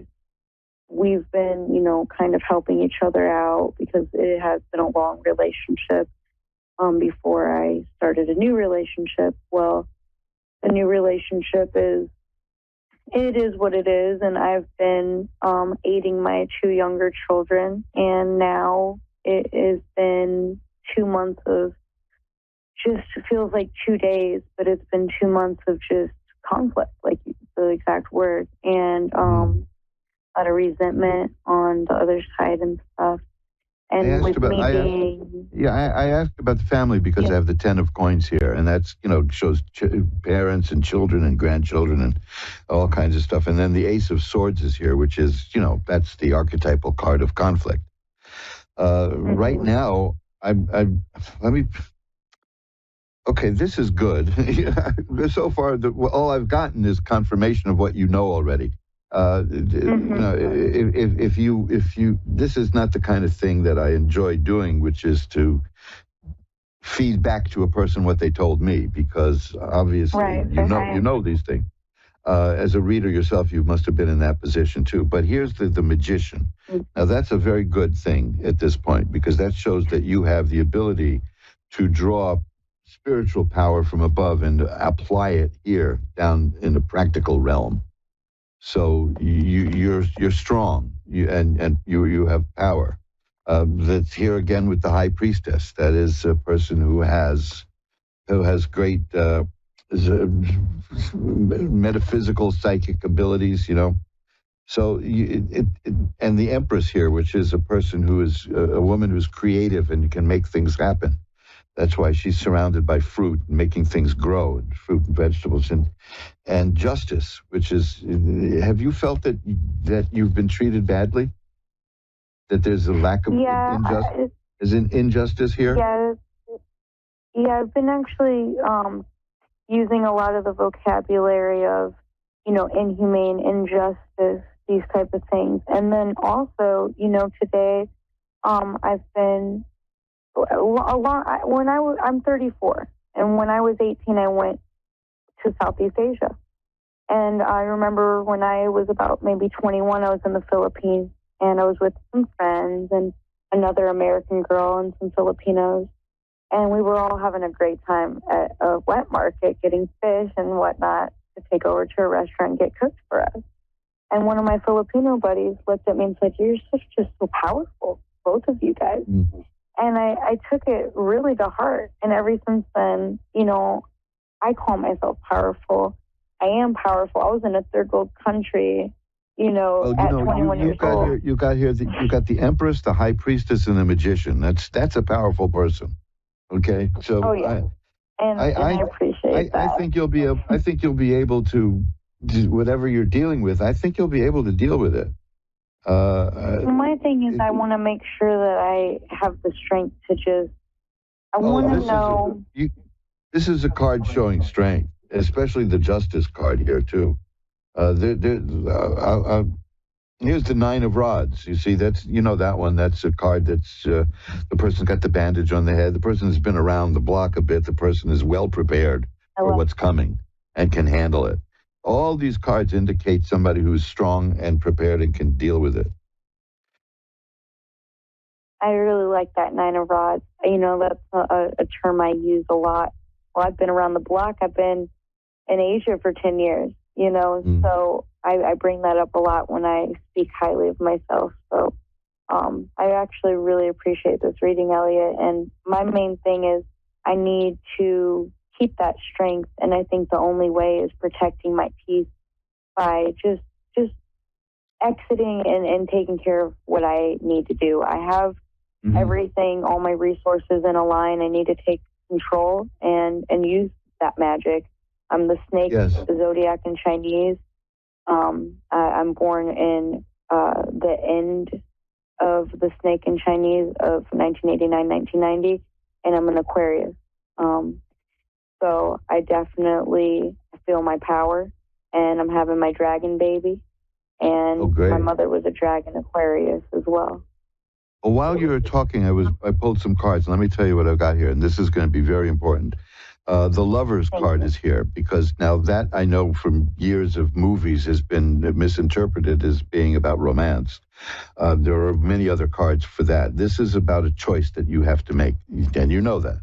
But it fundamentally boils down to a choice in your life between the sacred and the profane, and you'll make the right choice, because the next card is the Ten of Swords, and the Ten of Swords is the end of the troubles. So that's good. That's followed by the Nine Nine of Coins, which has serenity and happiness and peacefulness. It's very good. So you're strong enough to be heading in the right direction, and you're strong enough to know what to do, and you'll do it. Thank you, Elliot. It's the last maybe 10 days. I've also accepted some things, and I've asked Spirit to take my thank yous and take my appreciation because I finally get it. And I really take that lover's card to heart because, you know, anytime me being a girl in general, I'm a female, I'm very feminine. I'm very more of a submissive, sometimes dominant, but more of a submissive type of woman. If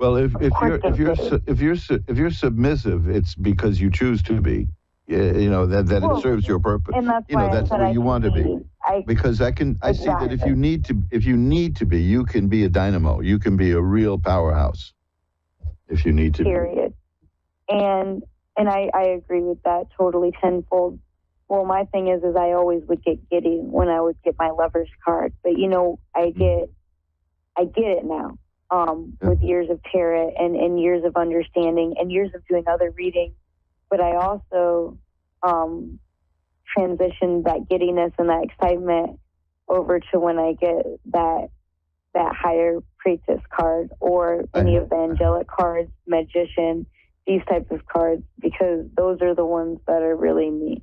And the lover is sometimes makes signals, and it gets confusing with people. But I kind of like how you explain it, and I will use that as well with my future people that I am helping with reading. Well, thank you for your kind words. I've got to run. I've got like a minute to go, and then I'm off. Well, thank you. I think we concluded, and I'm so happy I got you when you weren't nervous anymore. Thanks a lot. Away. Thank you so much. I hope to hear from you again. Bye-bye now. Thank you. Bye-bye. And that's it. That's show 386 of Reverend Elliot's Magical Window, which is a show that comes on twice a year on the Ask One Radio Network. It means I've been doing this for 700 years, right? Oh, brother. So listen, I've got to run. I got a few seconds to go. So remember, you can find more about what I do at magic-works.com, magic-works.com. magic-works.com. Look for me at Rev Elliot, or Twitter, Rev Elliot, and email me at asktarot@earthlink.net if there's anything that you would like to run by me. It's great to be back. You people have filled my life with such great vibes that I felt lost without you. So thanks for having me back. Bye-bye now.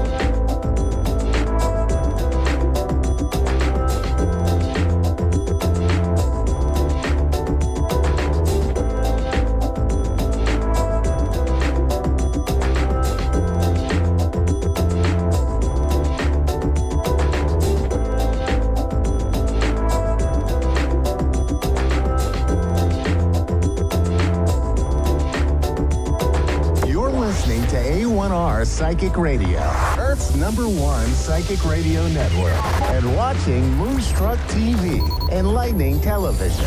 Welcome. Time for Bernice Bisson, Psychic Media. Bernice Bisson, live for BerniceBissonPsychic.com. Connect direct. In North America, dial 888-454-2751. In London, 20-3519-2158. In Sydney, dial 02-8488-3147. Or online, contact us through our Facebook page, facebook.com/Psychic Radio. Or one of our websites, askoneradio.com or moonstruck.tv. This is Bernice Bisson, Psychic Media on A1R, the Ask One Radio Network. Welcome. It's Psychic Tuesday. I'm your guide, Bernice Bisson. We're here to talk about astrology for the next 7 to 10 days, and you can find me at bernicebissonpsychic.com. I'm going to talk about each of the 12 signs. Please listen to your sun, moon, and rising sign for a full message for the next 7 to 10 days. My heart goes out to all those who struggled with that hurricane and all the impact that it had on our friends and family. And my heart goes out to you, and sending lots of prayers to those who are struggling. And we're in a unique sort of portal between two eclipses right now. The final eclipse is coming up this weekend, and it brings with it sort of a shift forward. So we're going to see things speed up, shift forward, move direct, as planets start to go direct from this second eclipse, and it's a solar eclipse, lunar new moon. So the next 7 to 10 days, it's going to feel like what was stalled is going to go fast. What was held back is going to go forward. And there could even be some really big environmental policies coming forward because of the hurricane. There could be some new funding investments around protections, environmental factors, and all that kind of stuff. So we're going to keep our eyes on that as well over the next, even the next few months. It's going to be big news around some of that stuff. Now let's get into it. So we're going to start with Aries, Sun, Moon, Rising. Messages for Aries. Opportunities are knocking at your door, Aries. It's time to start looking.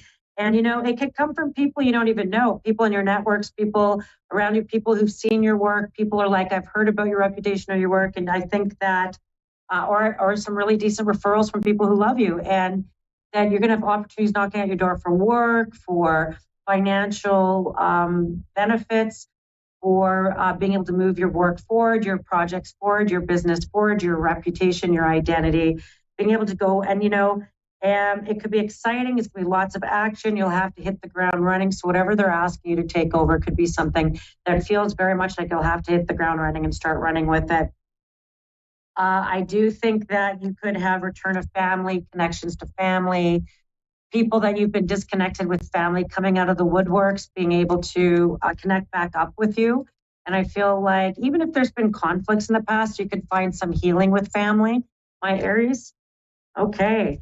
Tauruses, Sun, Moon, Rising. Oh, my lovely little Tauruses. This is going to be about reunions in love, reunions in friendship, rekindling friendships, getting back to your friends, getting out to old hangouts, some nostalgias. Maybe you have some reunions lined up. You're going to have small bits of luck, lucky little wins, lucky little freebies, free swag, social prizes. You could win prizes at parties. You could some small little winnings for you guys too over the next 7 to 10 days. And that could even be like winning an argument, getting your point across, being able to get your views seen, maybe winning a application, asking, and I feel like you can get a new job, you can get the raise, you can get what you put your name in for. I also feel like it could be a time for you little Tauruses that, when the past comes knocking, you might want to hear what it has to say. You might want to hear, it could come with an apology. It could come with something you've been waiting to hear about that could make you quite happy, quite pleased, like a little cat lapping up a bowl of milk. Okay, Gemini, Sun, Moon, Rising, the next 7 to 10 days for my little Geminis. Positive work outcomes, positive. You got Jupiter working even when Jupiter is retrograde, I feel like it's forcing you to be disciplined and consistent. And any disciplined and consistent efforts you're putting in is going to pay you rewards. And a major purchase could be worth making. You could be thinking about a car. You could be thinking about an investment. You could be thinking about a vacation property. You could be thinking about putting your money somewhere that I feel like it's worth making a large purchase. I feel like do your homework, do your research, look up, cost compare, that kind of stuff. But I think it's going to work out for you. And I just feel like consistency and discipline is going to really pay off for you in work. It's not any get rich quick schemes or anything like that. It's going to be really, you're going to find it's like, if you've ever ridden a big old cruiser bike and as you turn the wheels, the bike just flows. And I just feel like you're going to put in the same amount of effort and exertion and you're just going to move forward and flow forward. And so next 7 to 10 days shows up that kind of energy around you. Cancerian, sun, moon, rising, my little crab. Manifestations. I think of the ocean and I think of the powers of the ocean and I feel like little crab, your mind is very powerful. You could dredge up some bounty. You could manifest money, things you've been thinking about. You just were thinking about it and look, you just got it. You were just thinking about it and look, they just showed up. You were just thinking about it and the opportunity popped up or it popped up on your feed or it popped up for you as a sign. And it's a bountiful time, one of abundance, but be mindful about your wishes coming true. And it can, but be careful what you're wishing for. Finding ways to, and it can manifest right before your eyes. So think positive thoughts, no self-negative talk, no putting yourself down, no going to pessimism and thinking things aren't going to work out.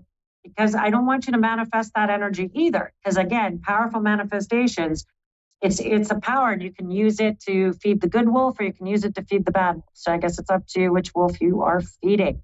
And so keep that in mind. But this is a real powerful time. So I would write down your goals. I would write down your intentions and what you're wanting to manifest. And you'll see even within the next 7 to 10 days, tastes of it. Within 6 months, something's manifesting in a big way for you. Leo, sun, moon, rising. Oh, my little lions and lionesses. Boy, oh boy. You're going to get your power back. This is a time to declutter. This is a time to remove what's been blocking you. This is a time to go through all correspondence, empty out your email inbox, and anything that doesn't serve you or you're not going to use. This is a time that you could find that people could be impatient, maybe a little short or a bit hurtful words. You could see a new side of people you thought you knew, and you could wish to just avoid them, which would be great. So this is a good time to clean out your closet, donate the clothes, get rid of junk, sort out any people, places, events, correspondence, old paperwork, things. Don't leave the piles of papers on the counters, get sorted through them, get things put away. You're going to feel good coming into the fall, particularly as we head to the next couple months when Pluto finally goes direct in your house of partnerships.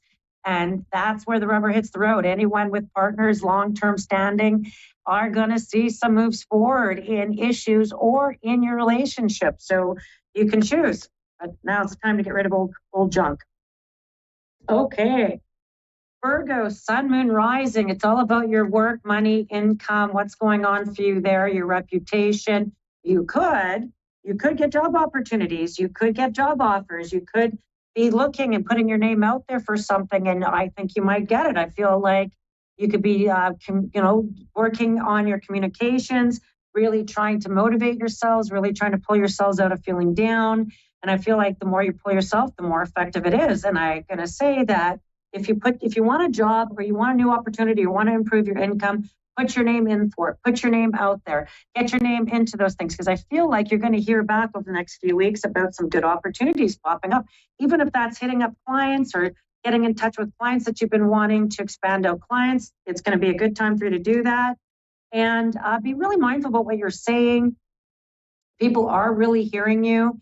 And I feel like you could just be talking and just kind of putting it out there, not really meaning it, just kind of being kind of, a bit superficial with something, just kind of keeping it light, but someone's taking it serious. So keep that in mind. Libra, sun, moon, rising. Oh my gosh, this new moon eclipse in your sign is a huge reset button for you. And it is a time of planning. It's a time of really putting your, to lay down your foundations, to write down your goals. Financial gains are more than likely. They could come in through other people's money. They could come in through, maybe you get a new credit card. You could get expansion on loans. You can get an inheritance. You can get other people's money. You could have a partner who comes into a benefactor in some way as well. And this is a planning stage for you. This is a time with this new moon is not to make any decisions, is to gather information, do your research, making plans about anything, any decision, anything. And that could be a trip you're thinking about. That could be about buying a dishwasher. That could be about getting a dog. This is the time for a sober second thought and to really do your homework on a few things there, Libra, okay? Scorpio, sun, moon, rising, all this energy in Libra, the sun's in Libra, all this energy is Libra. This is in your 12th house, and this is time of rest. Stop moving around. Stop having to feel like you have to accomplish 10,000 things. Stop feeling like you got to carry the world. Say no to lots of people. Don't take on any added obligations. And say yes to invitations to go out and have some fun. Take some time to travel. Take some off time. Have some downtimes. Take some time that you've been wanting to take for a while and maybe you haven't had a chance to take. And this is a time to reconnect with friends. And, you could even have new love interest or flirtations that show up for you there, Scorpios. That could be kind of pleasing. Now, are any of them serious? No, they're not.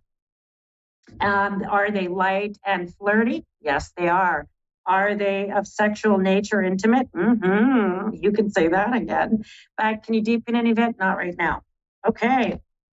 Sagittarian, sun, moon, rising. Oh, my little Sagittarius. This is going to be around your commitments and how to say no to people. It's going to be about your commitments. And maybe you're going to be looking for new opportunities, new jobs, new work applications, new ways of working. Look for the signs. I feel like you're in a really positive direction, Sagittarian. And that you could find yourself in a whole new level of work, a whole new level of reputation or social circles where, you're getting to be a bit of a big dog or a big fish in a little pond, or your reputation's growing for you, which is going to pay off for you the next 7 to 10 days. It could be about promotions. It could be about even, disappearing problems, like maybe you're paying down debt. Maybe things that have been issues in the past seem to clear up in a nice way where you're finding yourself more available to enjoy the things and the hobbies and the things that you enjoy doing. That feels pretty good. Capricorn, sun, moon, rising, my little Capricorns. We've got, twists and turns. Lower your expectations with people, places, and events. There could be a few twists and turns in your plans, even if you've carefully made them. We're not quite out of these eclipses. We've still got Pluto in your sign at the very final degrees, joining a few other planets all at the final degrees of their sign moving forward. So this is about you closing things. It's a window of major change for you. And you could be surrounded by interruptions at work, interruptions in what you're doing, and you're feeling it very hard to sort of settle. This will be a good time to get lots of rest, to cope with any upheaval, to find yourself rooted in your home, find yourself enjoying your homes, finding yourself being able to maybe work on your home or settle yourself at your home. Will bring that some nice peace for you with this sort of unexpected energy going on around. You could even be restructures with work. Aquarian, sun, moon, rising. This is a time of reflection. Friendships in your life. You can start new friends. You can end friendships. You can have changes of social circles. You can have things in your community that bring you new circles of friends.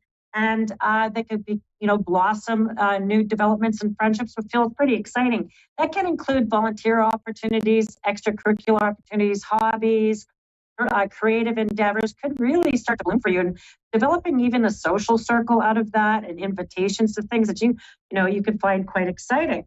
You could even decide to take up some classes, courses, workshops, learning, knowledge, explorations that are new and kind of exciting for you over these next few months. And those opportunities could pop up even over the next 7 to 10 days, my little Aquarians.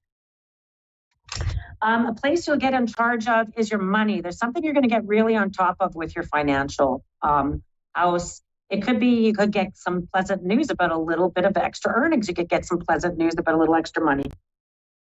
Pisces, sun, moon, rising. Oh, my little Pisces, you've got all this crazy energy going on. You're going to be so glad to get out of this eclipse season.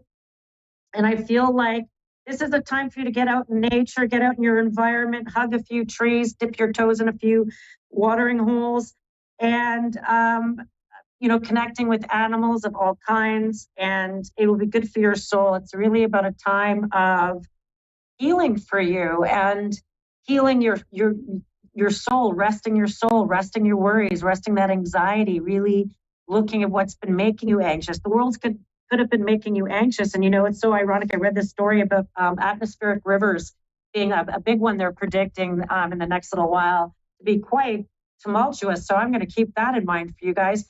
Atmospheric rivers are that real emotional energy coming in for you, Pisces. That's going to just be an onslaught, even leading up to your birthday. So hang on to those heart feels, because it could be an emotional time, and really finding ways to really sit in it, heal it, acknowledge it, release it, so you can move forward once your two main planets in your sign move forward next year. Okay? Again, you can find me at bernicebissotpsychic.com, and I have my podcast connections there. I've also got my social media on Facebook. You can check in with me there as well. I'm only on Facebook. I will never reach out to you on any social media platform for any purpose whatsoever. So if anyone reaches out to you pretending to be me, it's not me. Okay, you can find me here at A1R Psychic Radio and Moonstruck Television. Okay, let's get into it. I have got our caller, Jade. Jade in Medicine Hat, Alberta. Jade, how can I be of service to you today? Whatever comes up. Oh, look at you. You're taking it right now. So just, pardon me? Oh, so I was just going to say, you're just taking the chance and rolling the dice. So my name is Bernice, and I'm going to be of service to you. And do you mind if I ask just the day and month of your birthday? September 14th. Oh, happy birthday. I don't need the year. No. We're just going to look at, we're going to look at some of the predictions coming up for you for this next year. You just had your birthday. Happy birthday. And you just had a really powerful series of eclipses. You're not quite out of the woods yet. You have something called the South Node of Karma that had headed into joining your sun sign in Virgo. Really making you stand up for yourself, like you are not going to take what you used to take in the past. And you're not even going to be apologetic about it. You're going to be very firm in what you need, what's good for you, and where you're at. And I wouldn't even, because I feel like you could have people coming at you. I'm stepping into my true power and abilities, and those that it makes feel uncomfortable, and I know which ones they are. They just all need to fall away. And that's glorious, though, when I get there. It is glorious, my beautiful Virgo. And if I can share this with you, I feel like I'm going to get to your birthday in a minute, but just when I think about that energy of people falling away, you're decluttering what has not served you. And, you have some very key planets across from you in Pisces, which has created a lot of illusion. And even in the last few weeks, you might have been receiving lots of revelation. Lots of revelation. Can't even believe you said that. It's powerful. It's the last one that has to fall away. Yeah. Pisces energy. Yeah, Pisces energy. And you have... And it was illusion and... Yep. But you're not buying into that. You're not buying that sandwich no more. You're not having that sandwich. You're done with it. And it's really hard because... I can't. I got the last couple of puzzle pieces, and it's pretty horrific picture. And if I give you a timeline around some of this, you have a very powerful series of conjunctions that are going to really show up for you in February, in the time of Pisces, February to March. And I really think that the puzzle pieces for you aren't so much about this person doing anything. This is about, when you say taking your power back, This is about you securing your financial future, securing your security, securing your direction, so that this person cannot emotionally or spiritually, they can't attack you anymore. They can't take your power anymore. And so these last few pieces that you are putting into place, the universe will support you, and you have, by your birthday in 2025, your birthday in 2025 is a really key one. First of all, if I go to 9, you said 9/14, correct? Yeah. Yes, okay. So your birthday in 2025, let's explore. So 9/14 together. 9 in itself, your lunar cycle, 9 is September, your monthly, your moon sign. 9 in tarot is the hermit. That's the therapist. You are a natural counselor to people. Everyone that comes into your purview, you heal, guide, counsel. You already see their potential. You already see what they're capable of. Can I quick share something with you? Sure. Okay, so I've just on Facebook changed my name to some revelations. So I'm going to write on Facebook. All right, here goes. A few on my friends list are asking, who is Jade or where does she come from? Let me introduce her. Jade is an intuitive channel for messages of guidance, support, and healing from divine source, angels, guides, ancestors, through clairvoyancy with the aid of oracle cards, angel numbers, spirit animals. I'm extremely blessed, humbled, and beyond grateful for these natural gifts. To anyone on my friends list that have anything negative to say or that feels uncomfortable with this, kindly remove me from your friends list. No questions asked. Yep. Sending light and love to everybody open to receive. Light and love, and let them go, because as you step into that 9, your moon cycle, your moon power, your divine feminine, it is the advisor. It is the crone, the wise one. You've earned your abilities, and you had to do, unfortunately, there would have been a lot of suffering, even young, having to earn that knowledge in some way in this human form. And if I go to the 14, your divine masculine, your sun sign 14 in tarot cards is Temperance, the angel. You're the alchemizer. You alchemize for people. Don't carry it around. Once you've moved that energy for people and you've helped them sort of resolve their issues, don't carry it around for them, okay?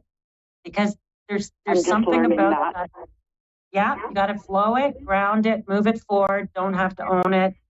That energy. And if I think about your birthday altogether, it's 14/5. So 14 again is your karma number, which is Temperance, the angel. You're the alchemizer through spirit language, spirit numbers, spirit words, spirit messages. Then if I think of 1 and 4 is 5. 5 is the Hierophant. 5 in tarot, as the 5s are challenges. And it's ironic because your karma is to break the systems of belief that would have formed you. And as you break out of your old identity, you could be breaking religious or family beliefs. You could be breaking sort of old traditional values or beliefs and really seeing your revelations of the truth. And what's even more ironic is that as you hit 2025, your birthday in 2025, your big reset button with a major eclipse in a new moon in your birthday, it's the final of a series of eclipses. You're really closing out some big cycles from 2005 to 2007 and 2015 to 2017, which have been very challenging. And you're closing those out by your birthday in 2025 and stepping into your new identity, your new reality, and breaking cycles of belief systems that formed you that you knew weren't real or that were old ideas. And this paradigm shift you're in, and it's part of your karma. So I'm so pleased to know that you are a sister psychic reader. And that makes me happy. And it makes me so pleased to know that you're able to now step into your power. Now let's get a little more detailed now. You ready? Let's go deeper. So right now, there's something very much about as you develop your financial, your finances, your security, and you're reaching out to friends for readings. Believe me, Spirit will pick you. You are going to have clients that are going to pick you because you're being very authentic. Yeah. Because you're being authentic. I never knew how wonderful it could be to have somebody sit across from me and me bring them to those kind of tears. Just like, wow, what took me so long? But I know it was all the lessons and all the releasing, and you had to break your patterns of codependence and serving narcissists.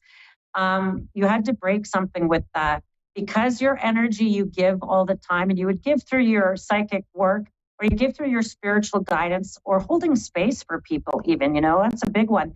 In breaking that, it really made you self-doubt or doubt yourself about where you were going or who you were, what you're doing. Do not doubt. Know you're stepping into your power. You're stepping into a major karmic cycle next year that you're going to be able to really be the alchemizer. You're going to be able to establish yourself and do it naturally. You do not need to do this in a way that, for instance, you don't have to have a lot of social media. That's all fake. Social media is people's perceptions of things. Where your connection is reaching out to people, and word of mouth, and it's going to go like wildfire through your community, through where you live, through where you're at. It's going to go like wildfire. And I'll continue walking into stores and giving people messages and giving them angel numbers, and because I'm learning it's all coming back to me tenfold. How amazing. Spirit will always guide your clients to you. You have to wait. Spirit will always pick you and always guide the right clients to you. You don't need to look for them. They'll find ways to, and I feel like that's really great. I do think you might even think about a perching spot. There's something about, even if you're thinking of working out of your home, I actually think you're going to wind up in your community somewhere, and it could be some sort of wellness center that there's a perching spot that you're going to connect up to. It's going to be really good for you, Jade. It's going to be really powerful for you. And I'm creating that. I'm actually creating that in my backyard, a sacred space. And it's pretty amazing. I just need to figure out, because I live in Alberta, just have to figure out how to make it comfortable when it's minus 25. Oh, yeah. There's always that minus, right? And so, right, now but it's all gonna find a way. Well, you already set your intention out there. Now it's just the discipline. It's just putting, getting that tablecloth, getting that table, getting the chairs, getting your clients, getting your name out there, doing all the little tiny things, every day, daily rituals. And I really feel like you have success with what you're doing. And I also feel like, it's so funny because maybe you should create your own cards. Your own deck. Yeah, I think I'm being directed to do that. Yeah, and I think it's going to come through your natural work and what you're doing. And I feel like as you release the Pisces, as you release that spiritual self, please have a beautiful ceremony around that of release and letting go. And please do that around the full moon in February, okay? I will do that. Thank you. And thank you for tuning in to me today. I really appreciate you, Jade. And thank you, everyone, for tuning into Psychic Tuesday. You can find me at BerniceBissonPsychic.com, and I'll see everyone in 7 days.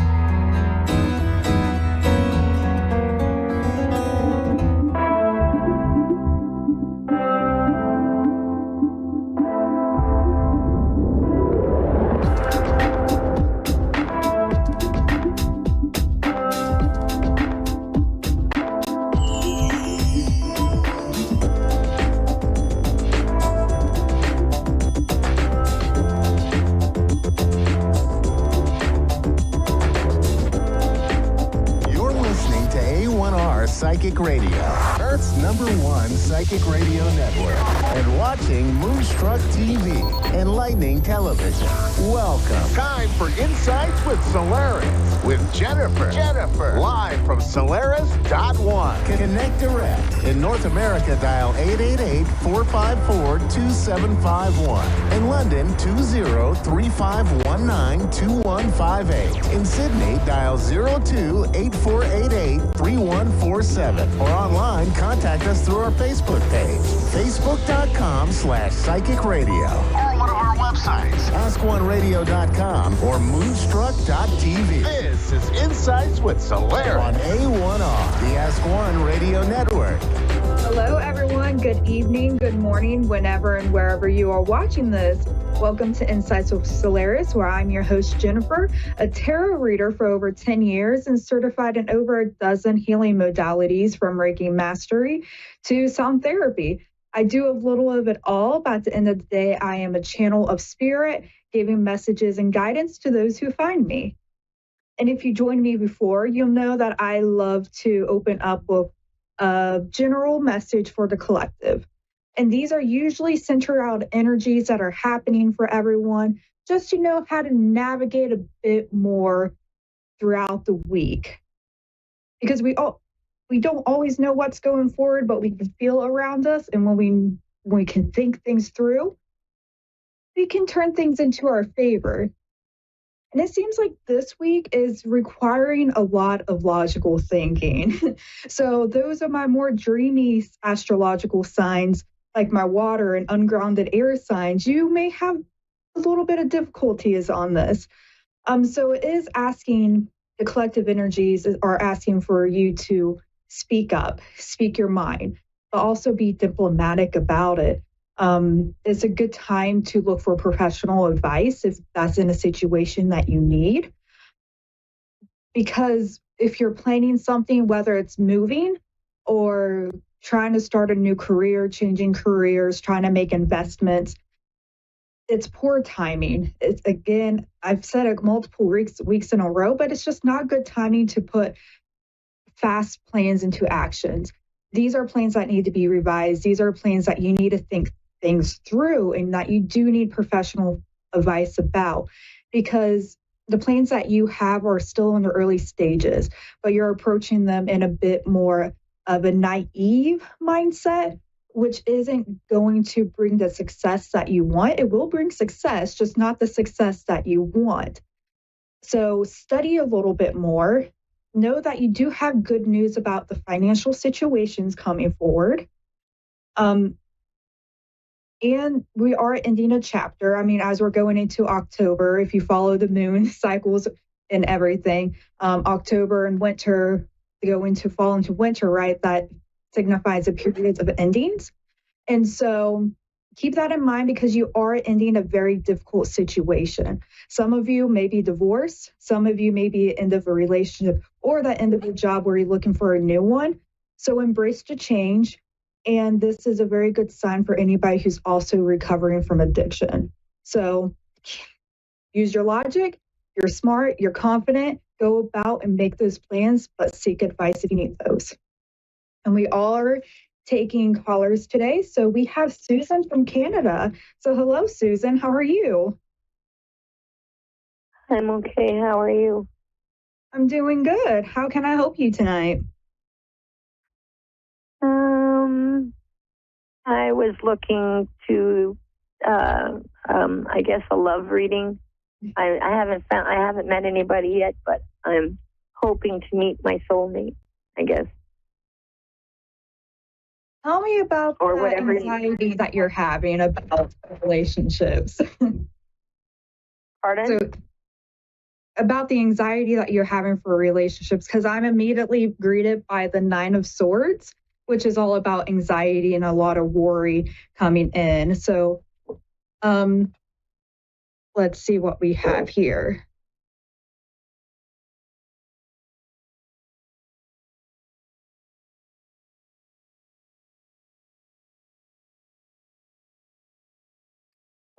I don't see any recent relationships. Has it been a while since your last relationship? Yeah, 22 years. Okay. So what I am seeing is that there is a bit of a false sense of entrapment. So possibly the way that you are approaching romance is not the best way for you to do so. Because it seems like you have a lot going on. So in the past position, there seems like there was a lot of things that needed your attention immediately. You have public recognition. So Why do we have this combination here? Let me check.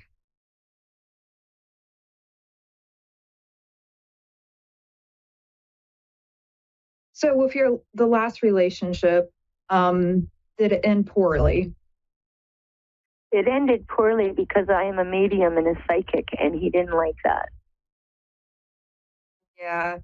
So I'm seeing competing goals with others. I'm seeing conflict with others with this Five of Swords. So the need to defend yourself, defend your own beliefs, but at what cost? And at this cost, it was your authenticity, right? This is a part of you. And if that can't be accepted, then that's probably not the best thing. But there seems to just be a lot of negative based thoughts in that present situation. So let's see, more advice for this.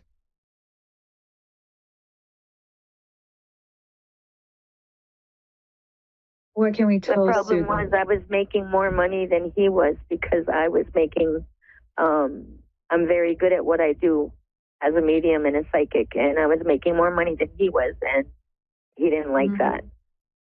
Plus, if he wasn't all on board with that, it probably was even adding more friction.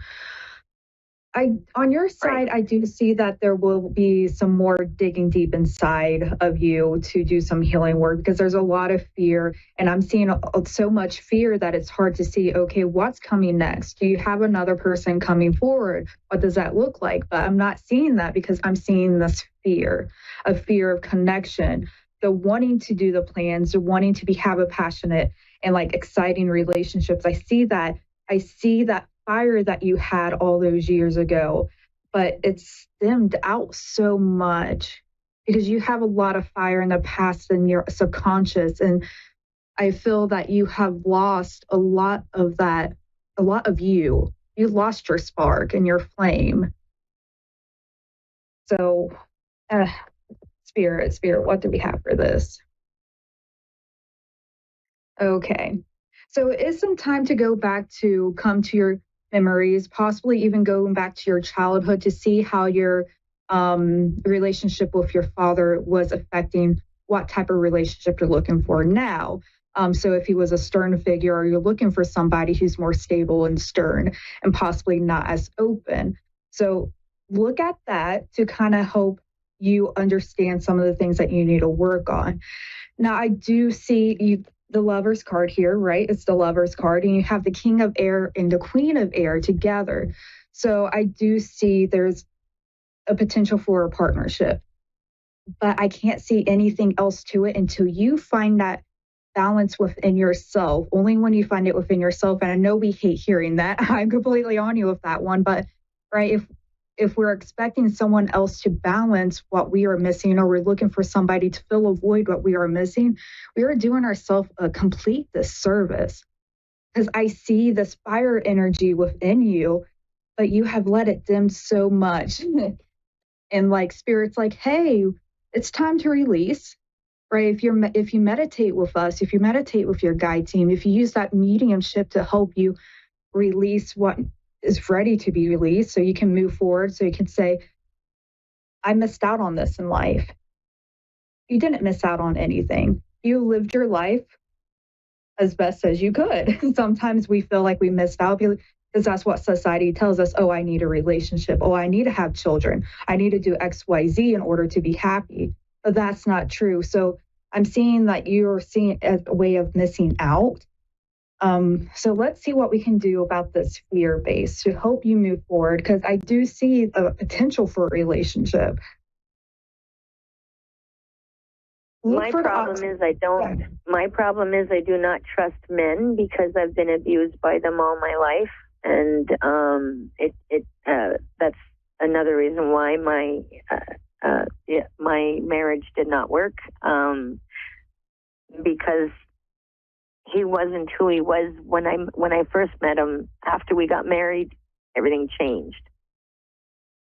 Like he became my boss, and instead of my protector, and he became someone that you do this and you say this and you think this, and those kind of things. So I don't trust men very much.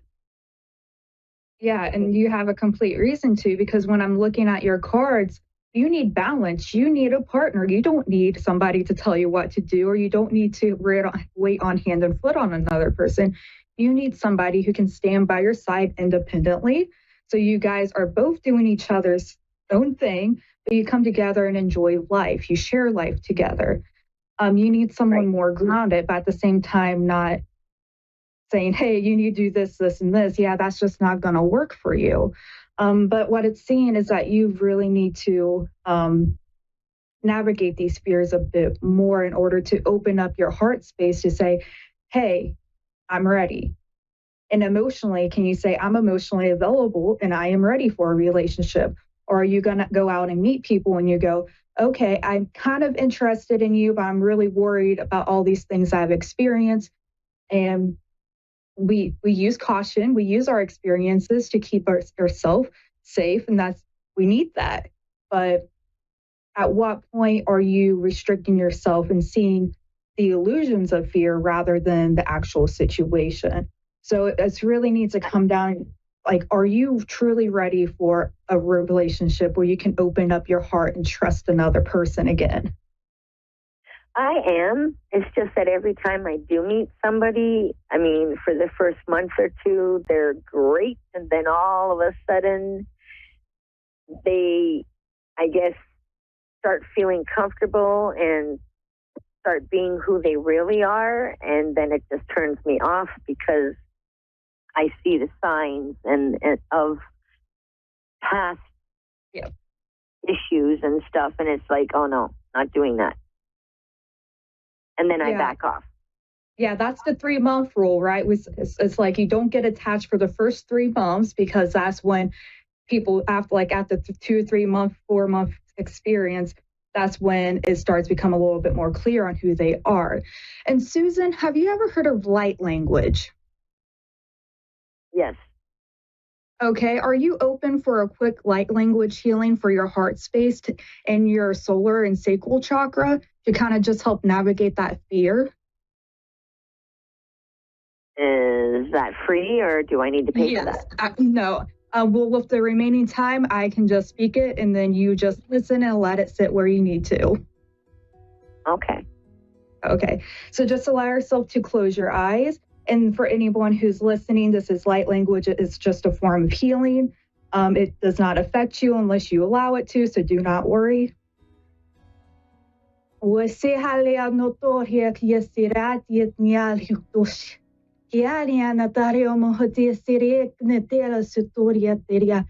Susan, if you could take just a deep breath, I feel that tenseness in your shoulder.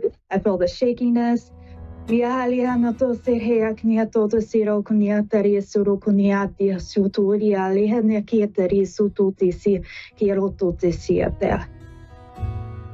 that should help you. I know it was very quick, but that should help you get you on the right path for you to be able to reflect, to open up that heart space so you can go out more confidently, retain your fire, and then go forth and say, hey, I'm ready for my partner and not my boss, okay?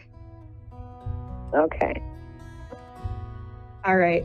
Best of luck, Susan.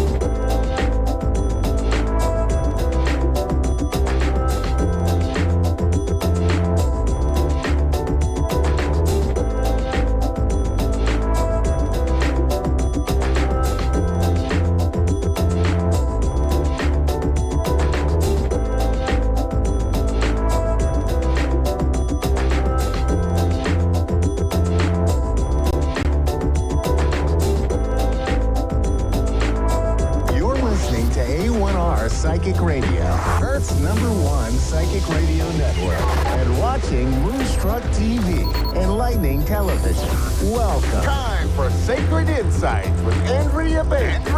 Live from MindBodyNourish.etsy.com. Connect direct. In North America, dial 888-454-2751. In London, 20-3519-2158. In Sydney, dial 02-8488-3147. Or online, contact us through our Facebook page, facebook.com/Psychic Radio. Or one of our websites, AskOneRadio.com or Moonstruck.tv. This is Sacred Insight on A1R, the Ask One Radio Network.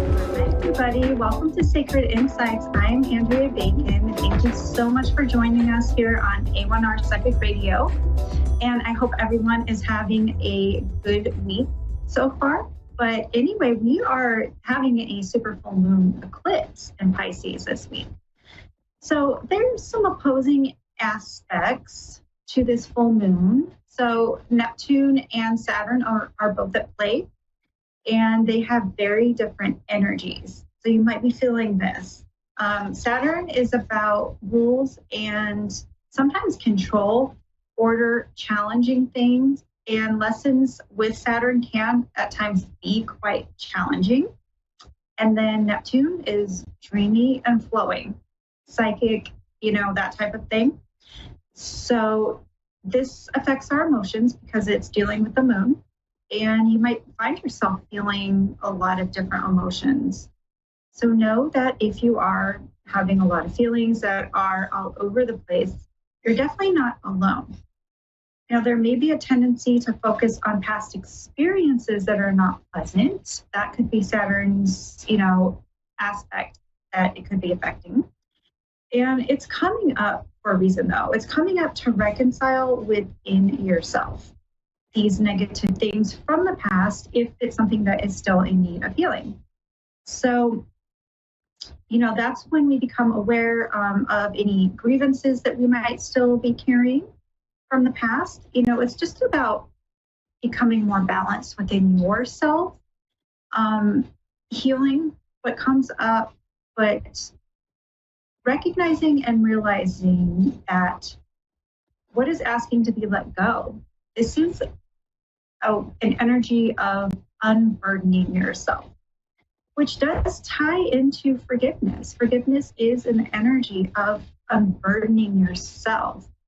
It's not about allowing anything the other person did or anything that happened to be, okay, what was done. But it is releasing a burden that really, honestly, never was yours to carry in the first place. So a lot of you might be feeling this in your heart chakra, I'm getting, but this is a good energy to work with, to release it, because there are things coming in that will be helped by the releasing of this, and full moons are good for releasing.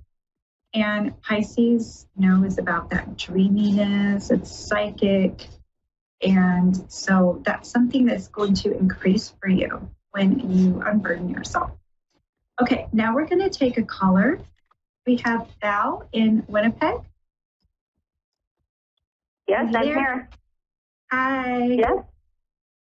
How are you? Hi. I'm great. How are you? Good. So what can I do for you today? I'm sorry? What can I do for you today? What would you like to talk about?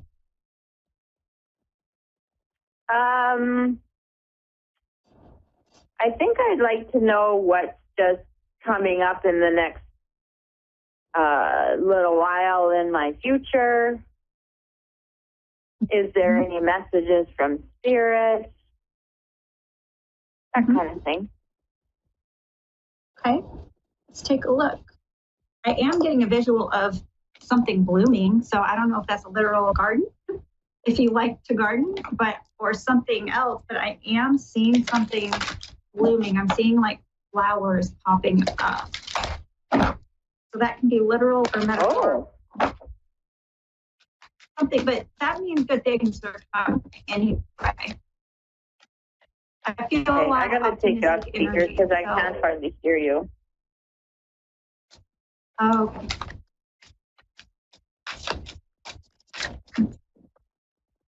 Okay, well, we had the bee come out, which is, like flowers. So that tracks. And this is also about community. I was about to say communication, so maybe something with communication too. But it talks about community and sweetness. So yeah, I was picking up that abundant energy for you. Let's see what this is about. I'm picking up travel for you too. Travel? So yeah, if that's something that you thought of that you might want to do, I would that's love coming to travel. up. Yes, I've been wanting to do some traveling. Okay, perfect. So I'm feeling an energy of energy healing or Reiki. And I'm also getting cards talking about abundance, bringing in more money. So this is a really great reading. I don't know if you're into like Reiki type of stuff, but like as far as doing that or having that, or going to have that done and helping you to release anything, or are you interested in doing that as like a job? I don't know. I've never thought of it. Okay. But well, maybe it's coming. And I've never had it done. Okay. So I would say that's probably to think about. Maybe if it comes up for you, that's something you might want to take a look into. Having it done is probably what this message is saying, but there's something about healing, energy healing, working with crystals also I'm picking up for you. Okay. So yeah, this is like a message with a lot of spiritual energy coming in for you. There's something about it to increase your connection to your intuition. And this is going to help you with abundance. So abundance can be finances, or it can be, just something coming in to help you do that traveling you want to do. Right. Abundance can come in so many ways. So, okay, good. I do see like there's like this path here. See, we've got the temple path. And this is like almost like a new time for you, a new path that is part of your life purpose. Okay. Something aligned with a spiritual energy, but I feel like you're not seeing it yet right now. We've got contract here, and her eyes are blindfolded, but there's a contract.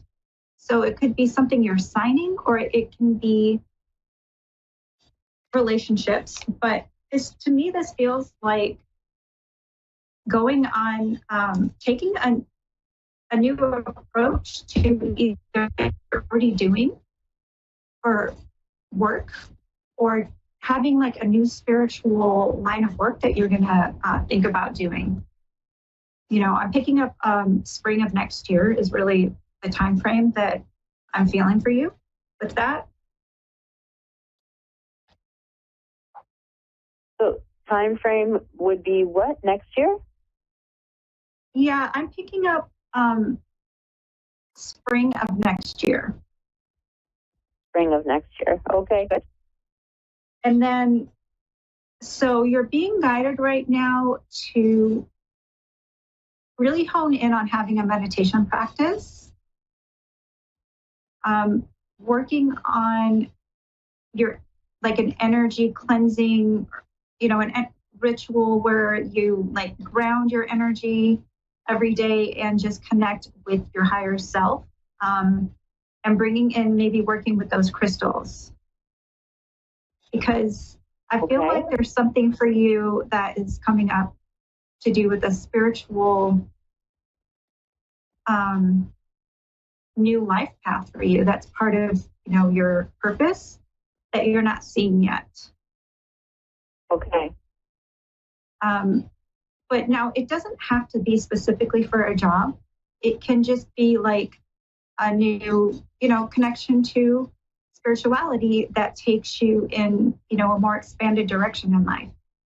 But, whatever it is for you, whichever way that is going to work out, it is going to help you with your intuition. It's going to help you bring in more abundance in your life. Okay. And so things are just really going to be expanding in a very optimistic way. But I do feel a lot of energy, like that energy healing and crystal healing for you that they're bringing up for you to explore, in whatever way feels right for you. But I do feel some changes and a leveling up in your finances. So. And that sounds positive. Yeah, I was feeling a really optimistic energy for you when we first started. And then this is I just pulled a card. It's angel number 1551. And it's saying manifestation, abundance, money, dreams, vision board. So it's funny because this is exactly what I was just talking about in this reading. And so I just pulled an angel oracle card just now. I know you probably couldn't see it, but and this is exactly what we were just talking about. So I love it when spirit comes through like that with all that confirmation. Right. And so this is a lot of confirmation to say really good things are coming for you. Yeah, it certainly sounds like it. And so you might want to think about doing a vision board or kind of getting clear on writing out on some things that you would like to experience, some new things that you would like to do, to bring in your life, just a new path you might want to head up. And then kind of listening to your intuition, having that meditation practice, like I was saying, that's going to help with connecting with your own higher self and intuition. And then that's where you're really going to get a lot of guidance month to month, kind of. Each month they're going to be giving you like a little theme to work on. And that's going to lead you to whatever this is, whether it is a new career, relationship, whatever it is that is going to be a stronger connection for you, an expansion for you in your life spiritually. So right now they're saying to rest and meditate and and just listen to your guides. Okay, very good. All right, and thank you so much. I appreciate it. Thank you very much. All right. Have yourself a great day. You too. Okay. Bye-bye. And thank you, everybody, for joining us. That is going to do it for me today. If you want to look at any readings or coaching sessions, you can go to stan.store/medium Andrea and have a look and see if there's anything that if you want to work with me. And other than that, I hope you have a wonderful week and just stay focused with this full moon. All right. Thanks, everybody. Bye.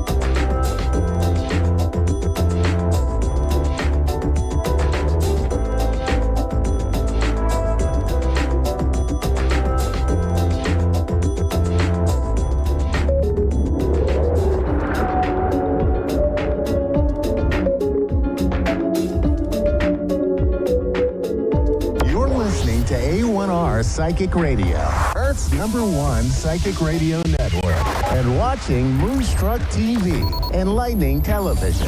Welcome. Time for Angelic Insights and Healing with Margaret Phillips.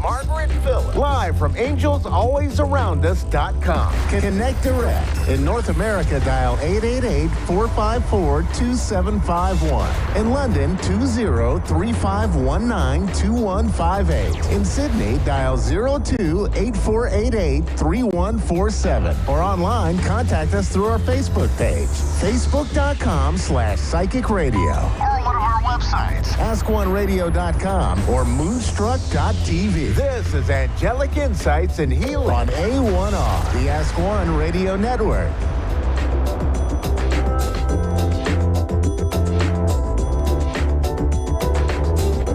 Everybody, I hope you are having an awesome day. I am glad you all are here with me today. For those of you who don't know, I am Margaret Phillips. I am a psychic medium, a Reiki master, a pranic energy healer, a shamanic energy healer, a life coach, and a hypnotherapist. So I help people kind of remove the blockages, help them get unstuck with their lives from whatever might be holding them back, help them, be able to move forward and become the happy person that they are meant to be. Hopefully in a few minutes here, we'll get a caller on the line and we can have, I will give that caller a reading. In the meantime, to let you know about some things going on this week, this Thursday at the Awaken Center in Plymouth Meeting Mall on the lower level at 6:30 p.m. is my Women's Healing Through Empowerment group.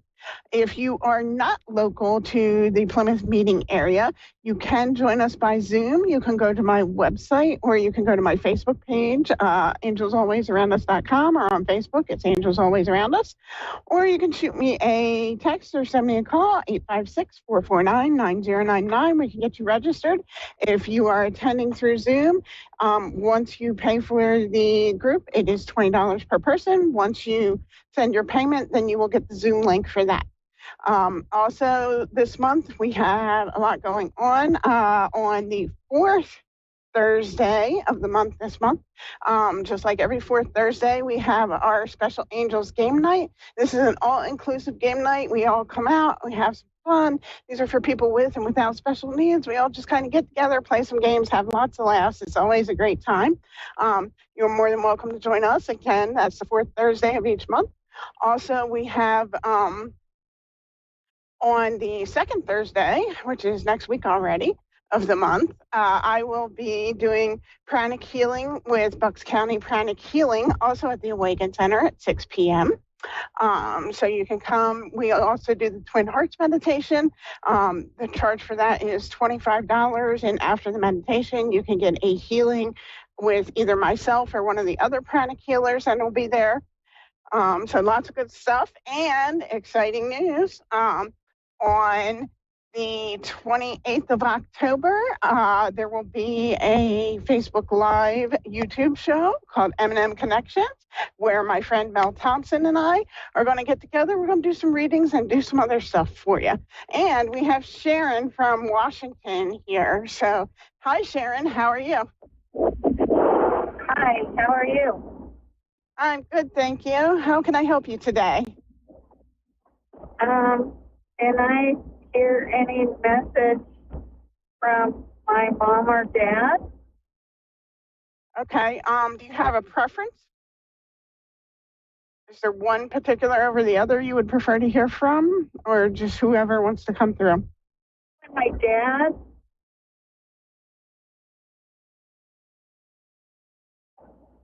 So every psychic is a little different. If I could have their first name and about when they died, when he passed, that would be good. He died about 4 years ago. Okay. And what was his first name, or the name that everybody referred to him? Like if it was Robert, but everybody called him Bobby, I would need to know Bobby. Darren or Gary. Okay. All right. Hang on. Let me see if he's available. If he does not come through, that does not mean he is upset with you. It just means he's busy doing other stuff.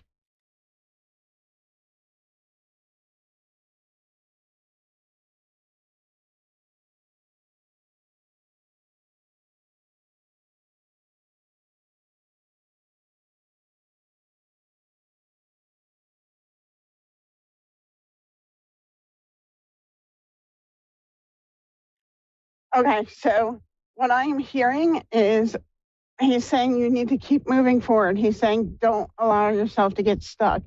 He wants you to know that you have a breakthrough coming. You just have to keep moving forward. He says sometimes throughout your life, you've had these moments where you've allowed life to kind of different things happen and kind of like either get you off your path most of the way or kind of just delay you in a big time. And he wants you to know, he says, I am here, I am moving things. And like he's showing me like different obstacles, different things. He's like, I'm moving things out of the way for her. She just has to help me a little bit. He says, I'll do all the heavy lifting, don't worry about it. He says, but I need you to continue working. I need you to not give up. I need you to keep moving forward. When you feel like you're stuck, he says, what I want you to do is if you feel like you're stuck, you feel like you need, he's funny. He goes, if you feel like you need the extra kick in the pants, just say, Dad, help me. And he says, I will stop whatever it is I'm doing and I will come help you. That's pretty special, Sharon. I got to tell you, I've been doing this professionally for almost a decade now. I've never had anybody on the other side tell somebody that they were going to stop whatever they were doing and come help them. That's pretty awesome. You've got like a major cheerleader on the other side and your dad. I hope you realize that. But he says, he's here to help you. He says, there was a lot of times in life where I wanted to help you more when I was there, but I wasn't able to. He says, there's a lot of things I wish I could change, but I can't change that now, obviously. He says, but I'm here and I am going to help you now every way I can. He says, again, if you feel yourself getting stuck, I want you to just call me, say, Dad, I'm stuck. And he says, I'm going to come and I'm going to help you get unstuck. He says, you have to trust him. He says, you guys had a few trust issues throughout, your life, but he says, trust me, I'm here.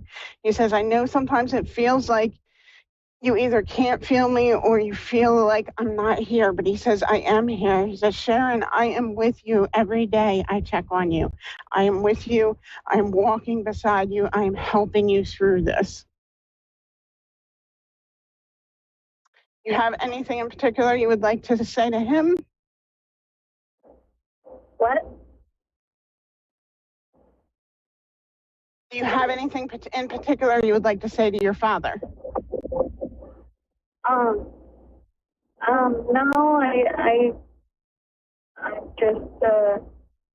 I'm just happy to hear from him, and I'm happy he's in a better place.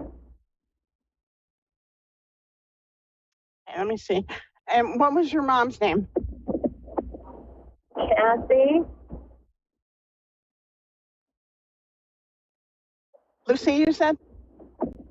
Kathy. Kathy. Okay, I'm sorry. It's a little jumbled today, little gurgle. I don't know why. And about when did Kathy pass?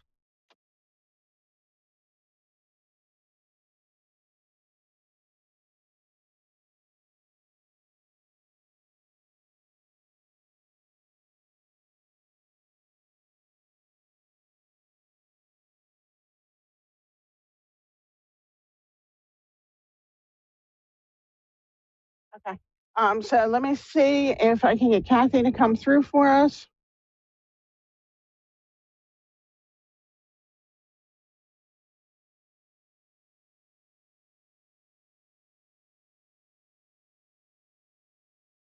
So what I hear from Kathy is that she's proud of you. She says, she's so cute. She says, I'm here for you too, but right now your dad has kind of decided to take that role on and he's kind of pushing the rest of us away a little bit. He's so eager to help you and so eager to make amends that he's kind of the rest of your ancestors and relatives on the other side who also want to help you. And who do help you. He's not like completely eliminating them from the picture, but he's kind of like pushing them to the side a little bit. He's like, no, I'm going to help her. No, I want to help her.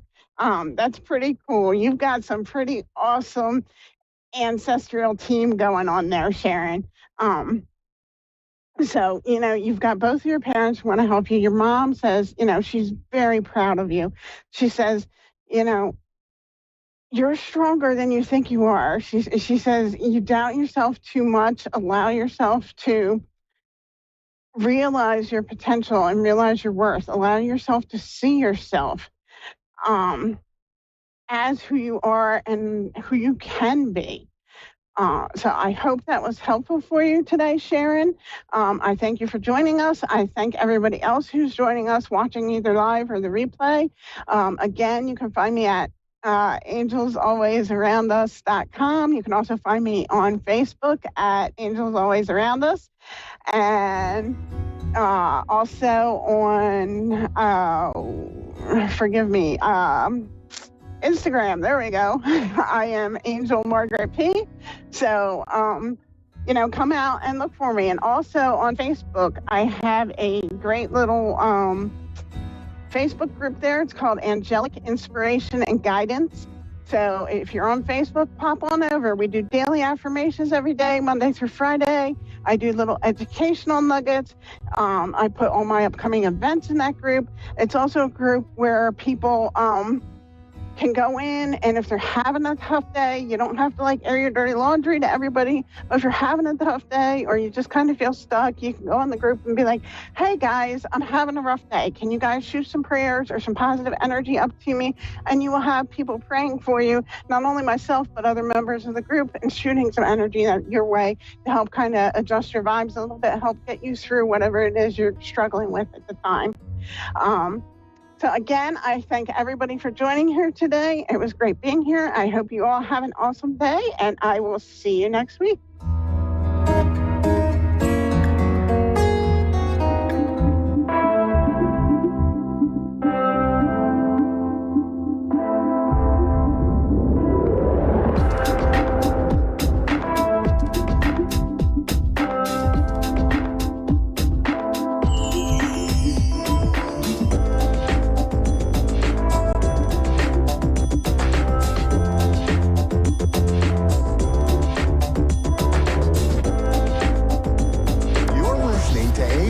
Psychic Radio, Earth's #1 psychic radio network, and watching Moonstruck TV, enlightening television. Welcome. Time for Love Life with Katana Star. Katana Star. Live from katanastar.au. Connect direct. In North America, dial 888-454-2751. In London, 20-3519-2158. In Sydney, dial 02-8488-3147. Or online, contact us through our Facebook page, facebook.com/psychic radio. Or one of our websites, askoneradio.com or moonstruck.tv. This is Love Life on A1R, the Ask One Radio Network. Hi everyone, I'm Katie. How are you all? Thanks for listening. This is Love Life with Katana Star. Happy Friday in the Southern Hemisphere and happy Thursday in the North. So I'm going to get straight into it today. I'm going to start out with a collective reading from the Light Seers Tarot deck, which is my favourite deck, one of them. And I'll be taking a caller as well. So happy to answer any questions and see how we go from there, and also integrate a little bit of Oracle. All right, let's get straight into it. I'm feeling really great today. It's a really bright, sunny day here in Tassie. It's gorgeous. We're starting to come into the warmer weather now. So, everything's just starting to feel a little bit cheerier. Last week was a little bit, but yeah, starting to feel it. All right, collective message for everyone who's reading today. Here we go. See if we'll get a flyer. Message. Oh, we've got the Eight of Swords. Now, this is an interesting one. Now, this card here is all about perception in how you're seeing yourself in a situation, okay? And often it's, not so much a great feeling. A lot of people may be feeling a little bit trapped at the moment or feeling held back in some kind of way. If you can see the picture in the card, she's in the mirror. She's tied up. She's feeling, she is. She's tied up. She's restricted. She's trapped. But it is only just her perception of how she's seeing herself, because she's not really that way. Okay, as you can see, she's looking up. And it's all about shifting her perspective. All right. So this card is always a beautiful reminder that no matter how hard things might seem, or how trapped you might feel in a situation, or how restricted you're feeling or held back, there's always a way out, and it's about shifting focus a little bit to know that that you've got the power to set yourself free from how you're seeing the situation, okay? Whether that is a negative thing, to embrace it, to turn it into something more positive, or literally just to try something different, look in a different mirror. It's as simple as that. So that's the Eight of Swords, and that's the collective message for today. Now, I am going to be taking a call in a moment. I'll just give my cards a quick shuffle, so I'll just wait until it comes up on the screen where I've got somebody. And, I think that, Eight of Swords is always, a good little reminder that that even though, we feel stuck, often it is in our power to change things. All right, here we go. So thanks. I'm ready for a call whenever. Thanks. Okay, we've got Kelly. Kelly in, can you hear me, Kelly? I can. Hello. Thanks for calling. How are you today? Or this evening, I should say, where you are? I'm okay, thank you. And yourself? I'm really great. I was just saying it's really sunny here today. Like it's Friday in Tasmania where I am. But anyway, look, Kelly, I was just wondering, did you have a question or something that you'd like me to unpack for you, or would you just like a general reading? It's up to you. A general reading, please. A general reading. Yep, no problem whatsoever. So I'm reading with my Lightseers Tarot deck, and I'll pull some cards on that, and then often what can come out is what's the strongest sort of energies are at play in your life at the moment, and we can unpack that a little bit as we go. Okay? Now, feel free to jump in at any time, ask me a question if you're not sure on something, or if something comes up, just interrupt me, because I do tend to go blah, blah, blah, blah, blah a bit. So it's just how. All right, Kelly, here we go. I'm going to focus now. Let's see what the cards have got to say for you. Oh, look, we've got one here. The Hierophant's come out. I feel like a few more need to come out for you. So I'll get them out and then we'll go through them. Okay, we've got Death, the Emperor, Judgment, huge. One more. You got some big energies around you, Kelly. I tell you what, wow. Okay, Justice. Wow. I got to say, this is huge. This is huge, okay? Now, first of all, I'm going to ask straight out, have you recently lost somebody? I lost a pet, yeah. Right, okay, because I'm picking up on huge energy here. I can't say if I'm going to be able to tune into them while we're live at the moment, but I can tell somebody close to you has crossed over. But look, this is huge energy. The Hierophant here is a very, very spiritual card. It's very powerful in terms of, keeping true to your faith.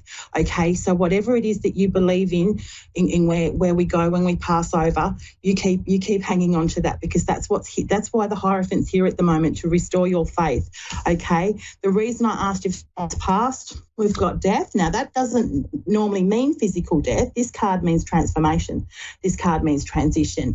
But I'm straight away getting that somebody has crossed over, okay? And with the Emperor right next to Death here, I'm guessing this is either a father or a male, okay? Someone significantly close to you in that aspect. Interrupt me if you want to. If it's not a father or a masculine figure, it is somebody definitely with masculine energy, or somebody who could even be an Aries, okay? So there's these three cards here that I'll unpack them a little bit more, because we've got Judgment as well. This is why I'm saying your energy is huge, Kelly. Judgment's beautiful. It's a soul reflection. It's looking back and celebrating all the wonderful lessons and achievements that's happened in life, and it's also about setting yourself free. And I'm picking up from Judgment, particularly with you, Kelly. I feel that there might be a lot of guilt hanging over your head over something that is not your fault, okay? It might be stuff that you're blaming yourself from the past, that maybe you didn't feel that you communicated with this person the way you wanted to be there, or something like that. Because the reason I'm saying that is because Justice is here, okay? These two cards have come out to tell you to forgive yourself, okay? Very strongly I'm getting this. And they're telling you to forgive yourself, to go within, and just remember that we're all only here for a really, really short time, and everything that we go through while we are on this journey, it all matters and it all means something. And you know, this energy that's coming through really strong is really asking you to go within and remember your faith, remember your spirituality, remember that they're with you. They are just a hair's breadth away. I know you can't see them. I know you probably can't hear them, but they are there. They are right in front of you, okay? I'm getting this really, really strongly now.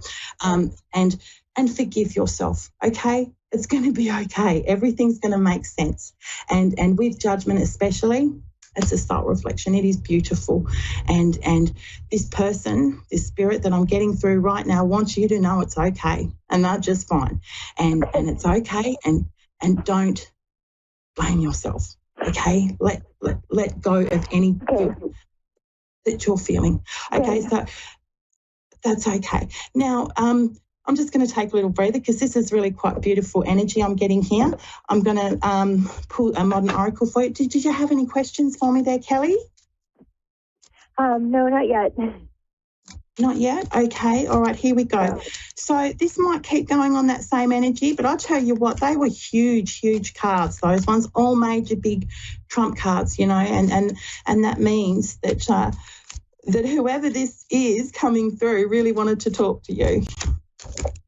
All right, there's the marriage and contracts commitment card. Now, this might be a separate energy or it might be related to the reading that I just did then. Now, I'm not sure if you're currently married or not, or I'm not sure if that's, you know, something that you're thinking about, but this could be a relevant energy in your life. You're divorced. Okay, divorced. So you can, yeah. Right.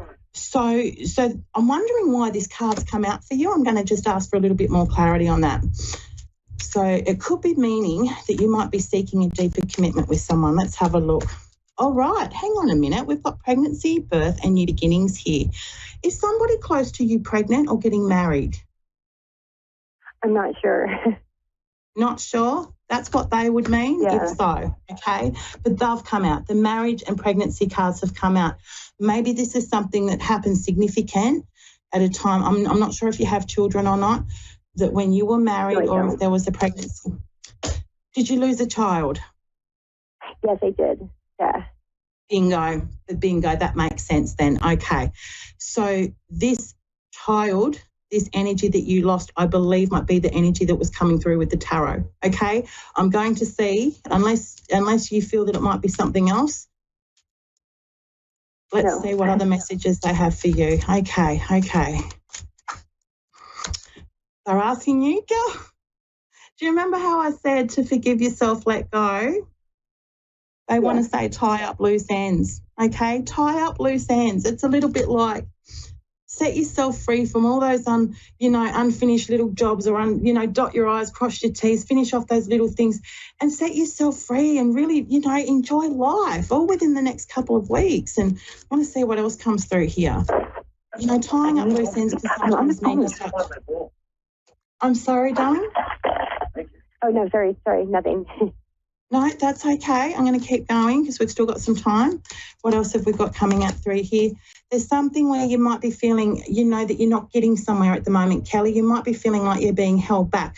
And I'm not sure if you heard the collective card earlier for what I was, sharing for everybody was the Eight of Swords. And that's all about feeling stuck in a situation. And this is very much a very similar meaning to that. And it is very much all about perception. It's about looking at things from a different perspective.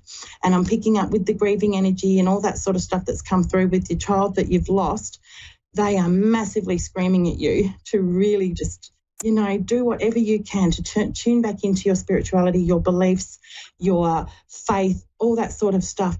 And start to really, set yourself free from anything you might feel that's holding you back. And if that's guilt or if that's regret or something like that, which is what I'm getting, it's time to let go of that, okay? That's what they're saying, let go, set yourself free, have fun. Life is so short.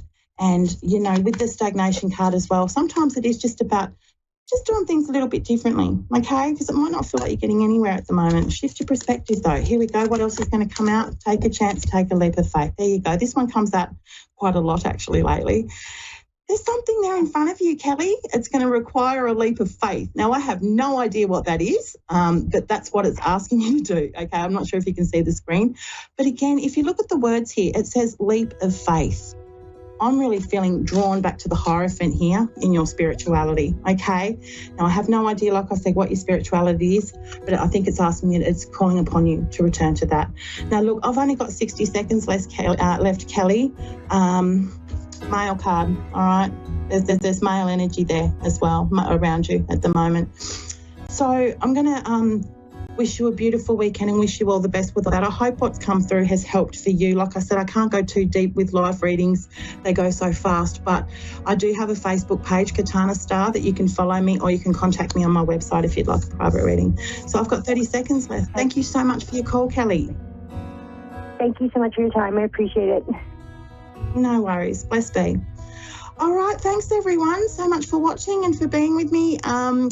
Have a beautiful weekend, and I really feel today's message was quite powerful and beautiful. Life's too short to feel held back and stuck, okay? Shift your perspective, do what you need to do it's okay to have a shitty day. We all have them. But, just know that tomorrow's a new day. All right, I'm going to say bye now and take care. I'll see you next week, same time.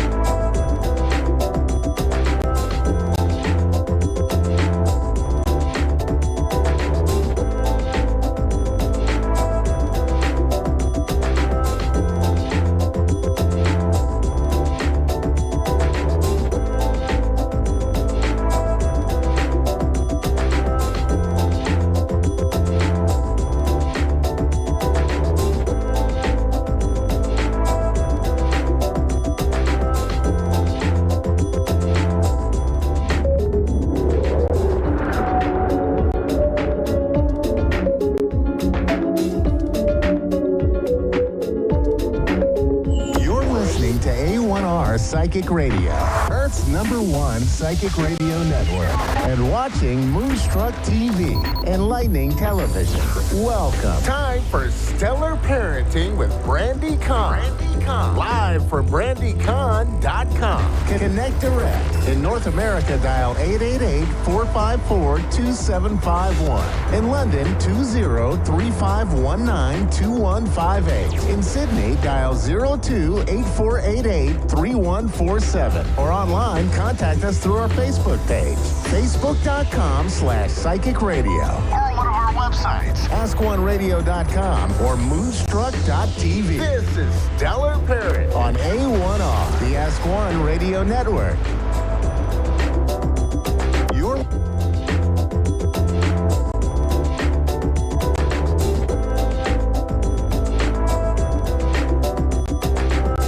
Happy Tuesday, everybody, from Houston, Texas, and welcome to Stellar Parenting with Brandy. I am your host, Brandy Kahn. I'm an intuitive astrologer, and I also hold a Master of Science degree in psychology with an emphasis in child and adolescent development. And I really love teaching parents, guardians, and teachers how to combine the magic of the stars and the planets with the art of consciously raising children. You can find me online at brandycon.com, and that's Brandy with an I, and Con is Khan. Or if you would like to be on the priority list when it comes to being a caller on this show, please join my Facebook group, Psychology Infused Astrology, and put your name on the list that's posted at the top. So on today's show, we will have a caller, and this caller sent in the birth information for both of her daughters. So I will be doing what I love, and I will be telling her exactly what I think about their natal charts. And again, if you are interested in doing this and having a natal chart reading for your child done, or, so you can know more about how your child is wired from an astrological perspective, please join my Facebook group, Psychology Infused Astrology, and sign up on the list. Before we begin, let's dive into our weekly series in the spotlight. And please listen carefully, because this could be a placement that shows up in your child's natal chart. So for our placement this week, we've got the moon in the sign of, drumroll please, Libra. And I picked Libra because we are now in Libra season, and we've got a solar eclipse occurring in Libra tomorrow.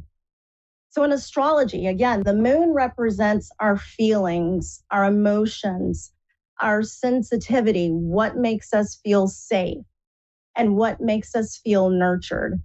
And the reason why this is so important in a child's chart, I'm talking about the moon placement, the reason why it's so important in a child's chart is because we really want to give our children a sense of secure attachment. And what that means is giving them a sense of safety.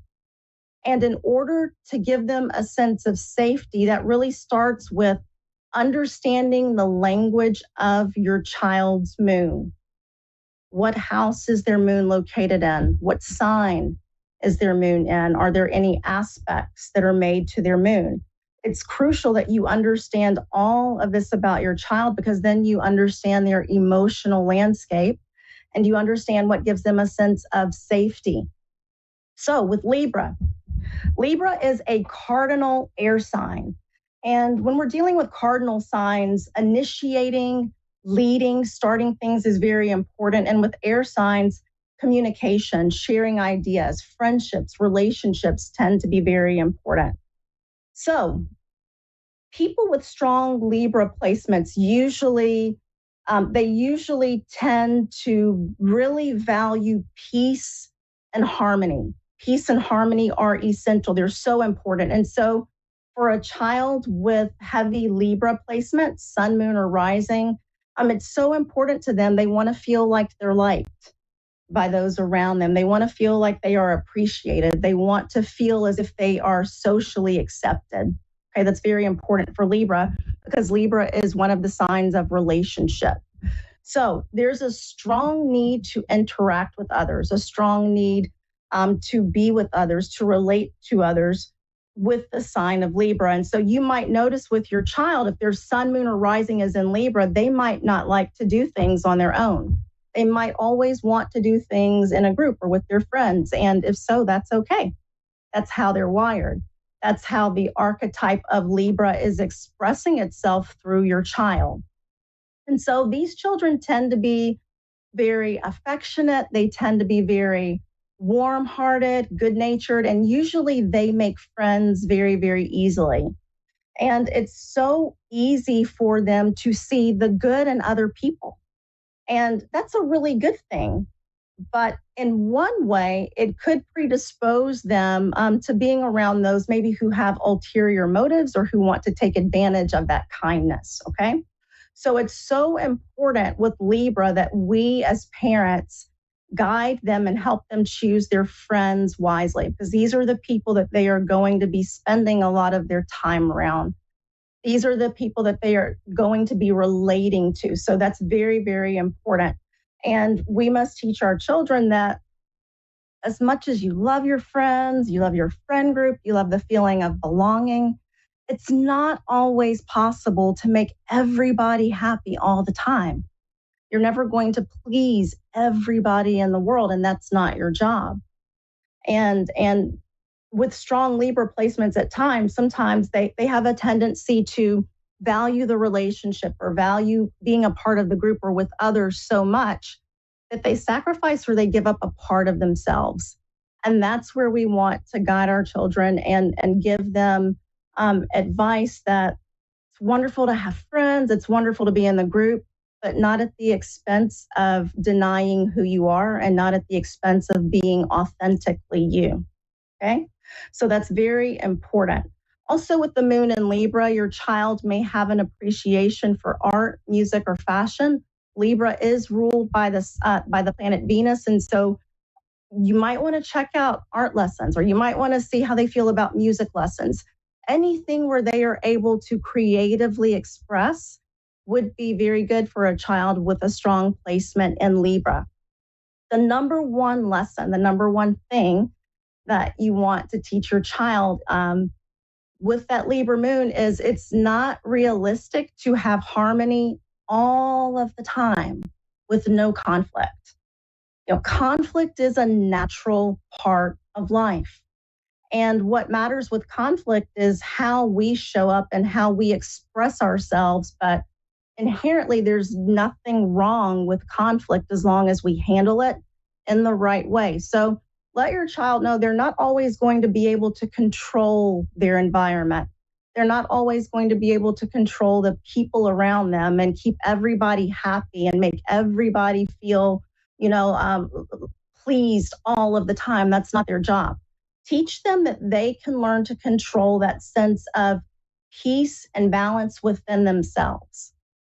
And when they learn how to do that within themselves, then what's going on in the environment around them really will not tend to affect them as much. It's a very important lesson with Libra. So if you have a child who has their moon in Libra and you want to know more, or, if your child has a moon that's not in the sign of Libra, I have a wonderful program, a 5-week program called the Stellar Parent Method. And what this program enables you to do, it helps you to custom design your parenting approach based on your child's natal chart, based on how your child is wired naturally. And this is a program that I'm with you every step of the way. You meet with me and I guide you through the process. And if you want more information, please visit my website and click on the astrology tab at the top, and it should pop up in the menu below.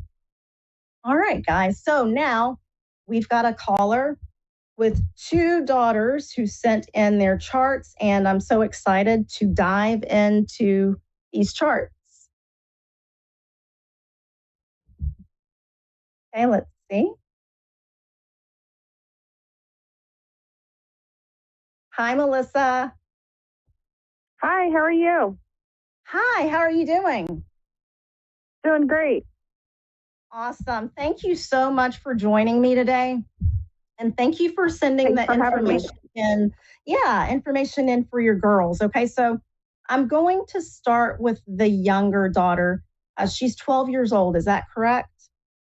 That's correct. Okay. So her big 3, she is a Virgo rising. Her sun is in the sign of Aries. And her moon is in the sign of Gemini. Now, the rising sign is really important because at this younger age, that tends to be how children come across to others, primarily. Like, whereas with adults, we're working with our sun sign as well. That's really not so much the case when they're younger. So Virgo rising, she's got Virgo on her ascendant, which is how she comes across to others. And her Virgo rising is ruled by Mercury, which is retrograde in her chart. So I'm just wondering, with your 12-year-old, does she tend to be a little shy or soft-spoken at all? Just when she first meets people. When she first meets. Okay. Okay. And what about the other qualities of Virgo? Have they manifested yet? Does she have any qualities of wanting everything to be neat and orderly, organized? Definitely not. Definitely not. Okay. Okay. No. Yeah. Yeah. Now that can be a thing with some people with strong Virgo placements in the chart, but not always. It's not always the case. Now, I'm one thing about Virgo that I tend to notice quite across the board with people is there is this tendency, maybe at times, to be a little bit hard on oneself. Has your daughter exhibited any of those traits? Yes. Okay. Okay. Is she a perfectionist? Can be, yes. Can be. Okay. Yeah. So the thing that we want to remember with children who have strong Virgo placements, there's this inner drive almost when Virgo is out of balance, like for perfection. Everything's got to be perfect. And then if it's not perfect, it's not good enough. And then I don't want to try anymore. Right. And so when we've got a child with one of their major three, one of their big three in the sign of Virgo, we really want to be supportive of them in learning that, being perfect is not really something that's realistic, and it's not something that's required in order for them to be loved. You really want to emphasize to her that, whether or not you're perfect, you're always going to be loved. We are always going to love you no matter what. Does that make sense? Yes, very much. Okay. Okay. Now, with her moon in Gemini, she does have her moon in Gemini in the 10th house from what I'm looking at.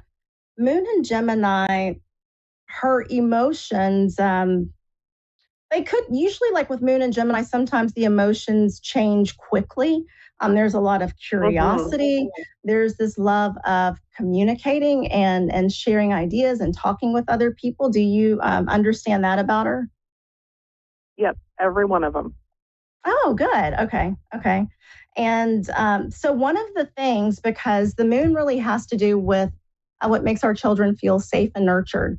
If she's ever going through a difficult time, being able to have mom or dad there or somebody to come to and have a conversation about what's going on and being able to open up that way, that might be very cathartic for her, very healing. Does that make sense to you? Yeah. Good. Okay. One other thing that I noticed here, she does have Mars conjunct her ascendant and it's retrograde. And when we have one of the inner planets that's, retrograde when we are born, usually there's a lesson there to learn with how to interact with the energies of that planet or how to express that planet in a balanced way. So Mars retrograde, one good thing about it is it can make someone very persistent. It gives them really good staying power, good endurance, but they might be a little bit hesitant to assert themselves or to speak up for themselves. Does that make sense at all for your daughter? Yes, it does. Okay. All right. So she's got that Mars retrograde conjunct her ascendant. And the closer a planet is to one of the angles, the stronger it becomes. So that Mars is very, very strong in her expression. So one of her life lessons that she came in to learn from looking at her chart is learning how to channel the energy of Mars in a balanced way, learning how to speak up for herself, how to assert herself, how to take action with ease and not feel guilty or bad about it. You understand? Yes, I do very much. Yes. Yeah. And another thing, her Mars that's conjunct the ascendant, it's also opposite Neptune. Okay.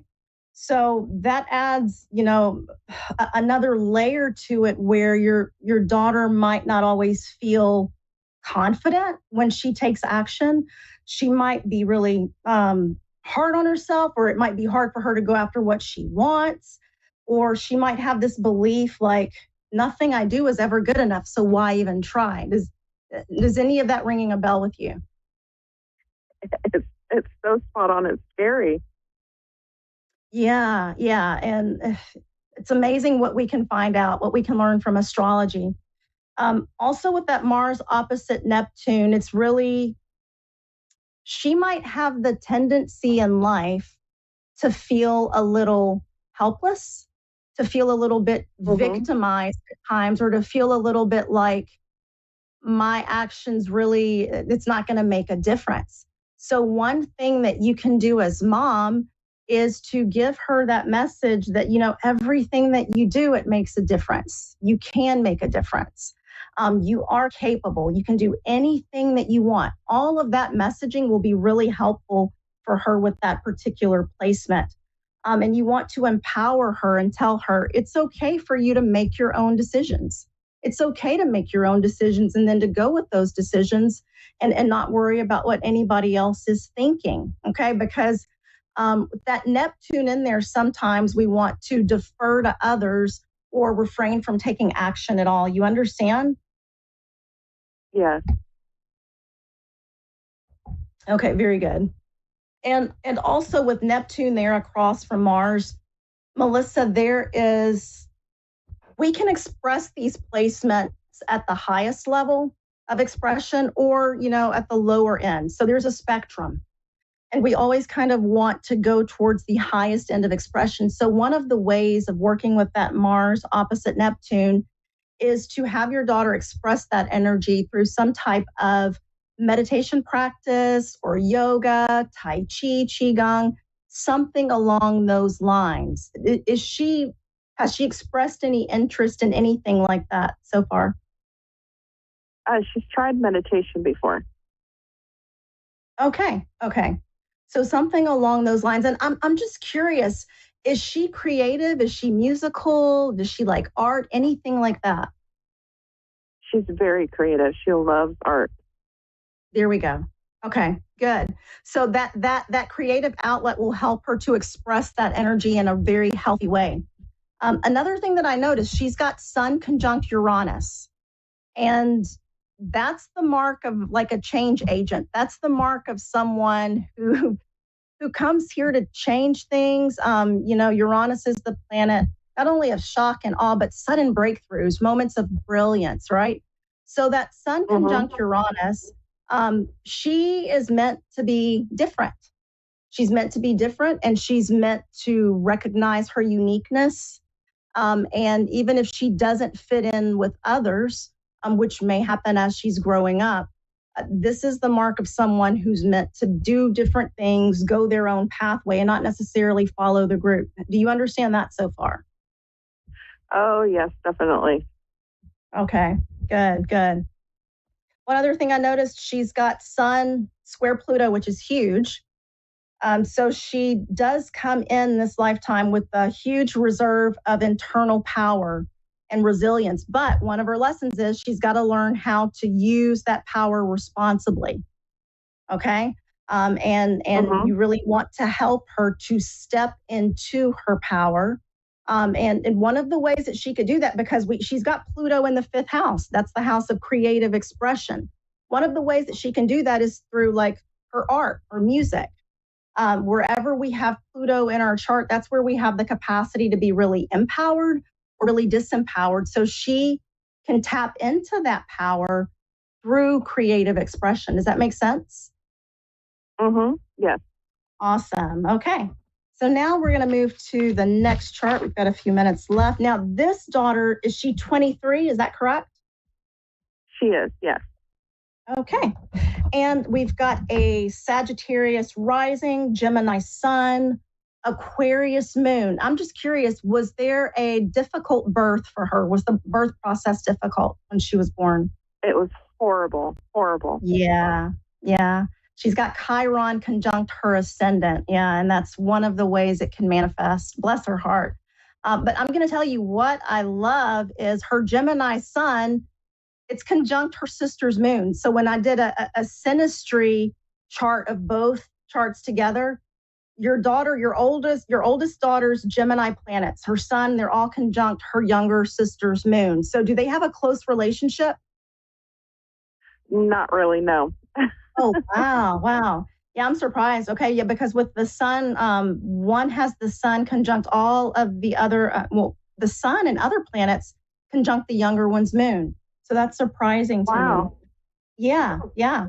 Now, another thing that I noticed with your oldest daughter, her chart is air dominant. I don't think I've ever seen a chart so heavy in one element. So air is about communicating, sharing ideas, expressing oneself, relationships, right? So your oldest daughter, her chart is air dominant and she's got no water. So communication, friendships, relationships, have those all been important to her throughout her life thus far? Yes, very much. Okay. Now with the no water, does it tend to be difficult for her to express emotion? Yes. Okay. Yeah. Yeah. I can see that. So the key for her to keeping her air clean in a way, according to astrologer Deborah Silverman, is to have the mind speak through the heart in a very authentic and honest way. So, whenever she's getting ready to say something or express herself, she needs to make sure that her mind and her heart are aligned and that what she's saying is very authentic and honest. Okay? Okay. All right. And another thing that's interesting, your oldest daughter also, even though there's a huge age gap here, also had Mars retrograde at the time that she was born, conjunct her ascendant. Now, her Mars is in the 12th, whereas the youngest one's is on the ascendant, but in the first. But both of these girls have Mars retrograde right there on the ascendant. So with her as well, she may not have always felt comfortable expressing anger. That makes sense? Yeah. Yeah, yeah. And conjunct that Chiron ascendant, there may have been messaging that she received from society about don't be angry, don't get angry, anger is bad, confrontation is bad, don't be confident, that type of thing. That makes sense? Yes. Yeah. So the messaging there for her, the lesson that she's really here to learn is that it's okay to express anger safely, and it's okay to show sensitivity and to assert herself. Has that been a challenge? It's like speaking up for herself. Has that been a challenge? A huge challenge, yeah. Okay, yeah, because she was also, so both of your girls, when they were born with Mars retrograde and Mercury retrograde.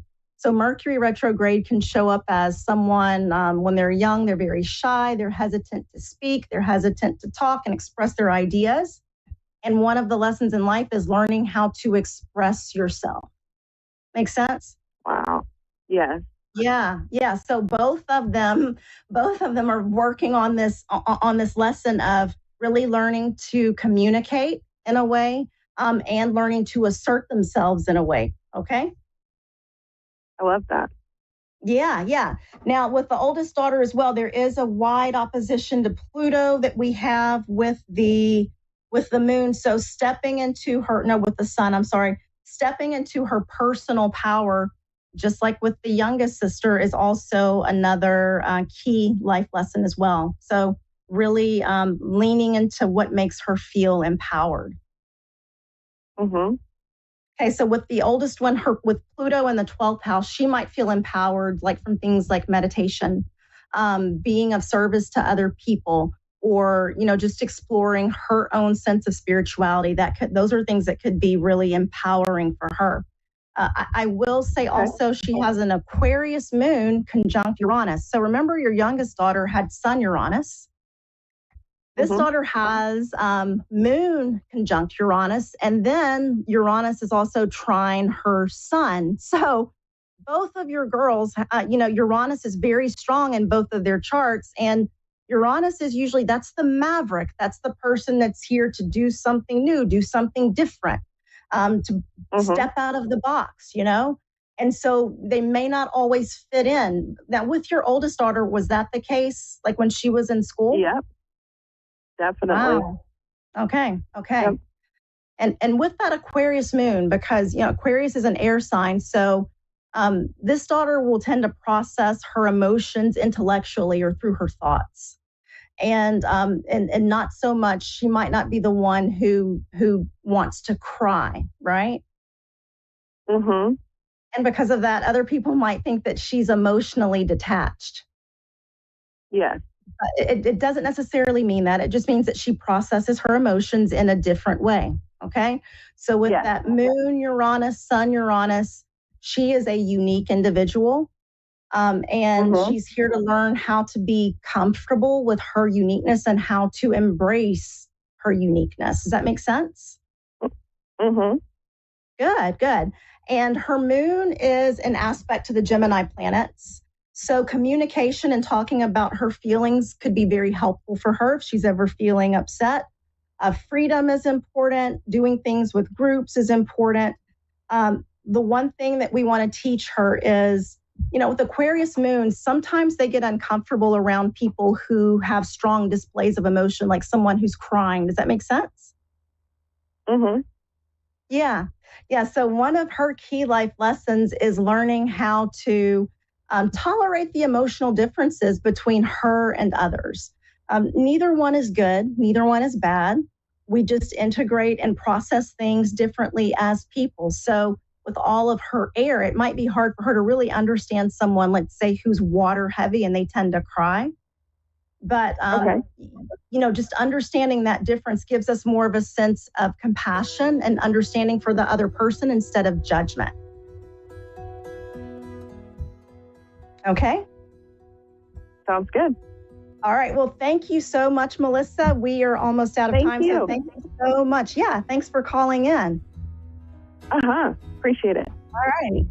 And for everyone else, thank you so much for joining me today. Solar eclipse is tomorrow, so happy solar eclipse. And I hope you all have a fabulous week. I'll see you again next week.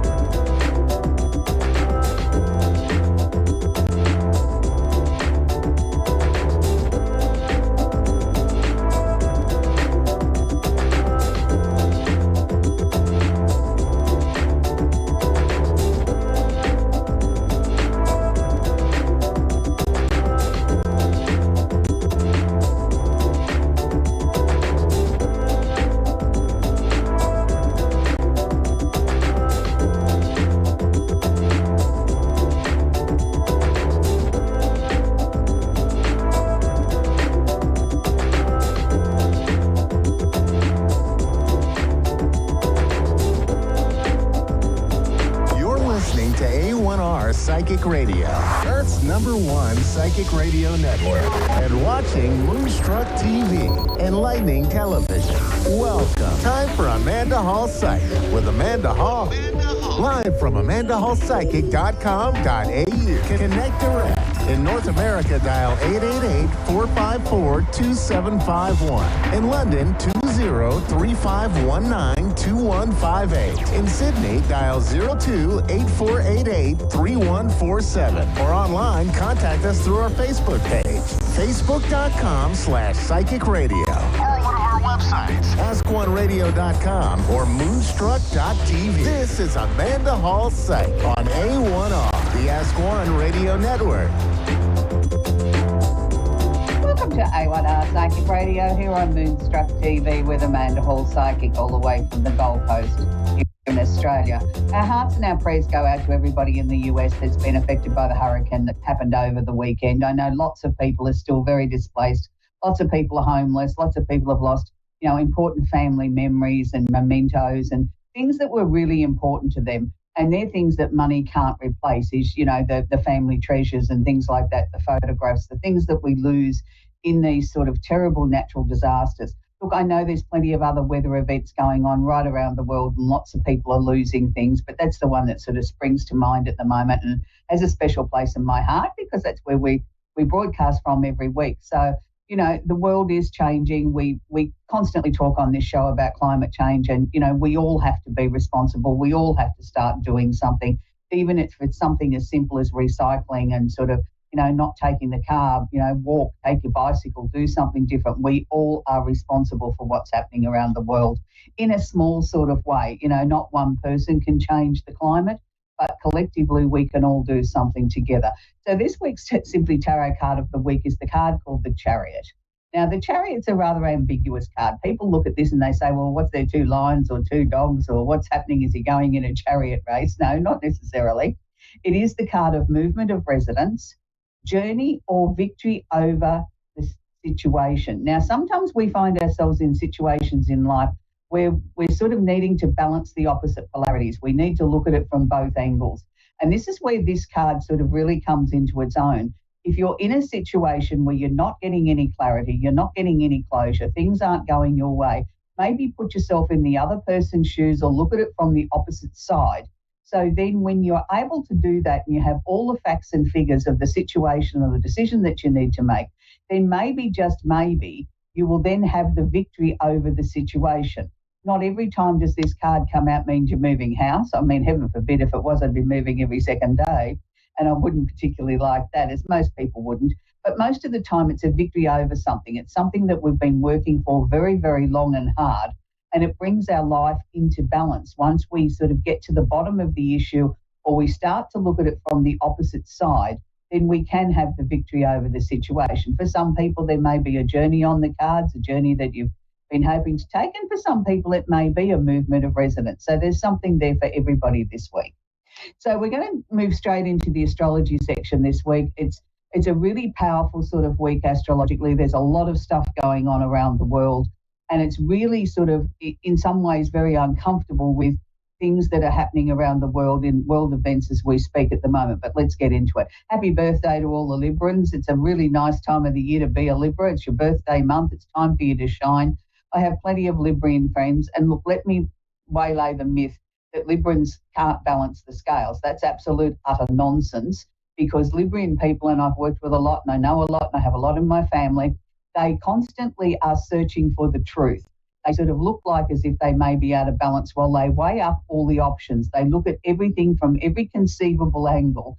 And then once they're comfortable that they've explored everything, then they bring down their decision, or they make their final offer, or they make their choices. So they're not out of balance. They're weighing everything up. There's a very distinct difference. So don't ever cross a Libran, because I can assure you they have a memory like an elephant. They never forget.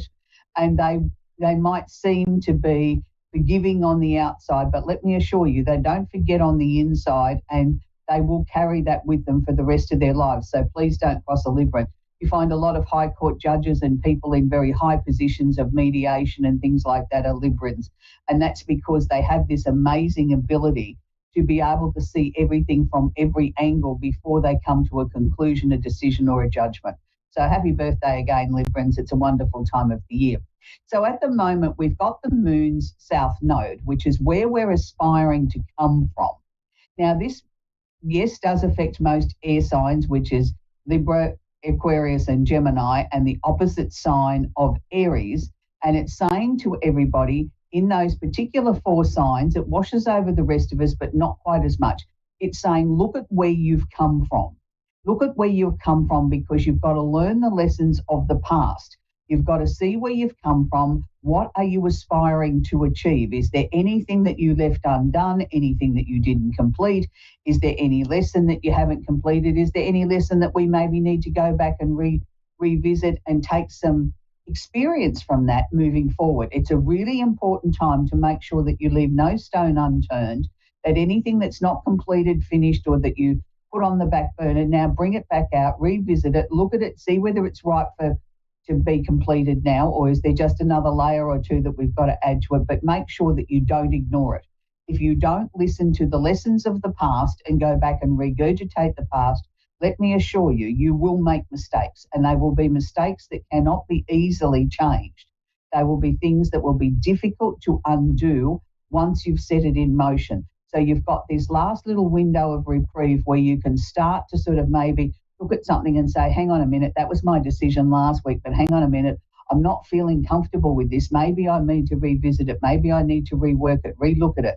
And maybe, just maybe, I might come to a different decision. So don't be frightened to turn around and say, hang on a minute, that was last week's choice or last week's decision, but this week new information's come to light and I'm going to change course because it's the right thing to do.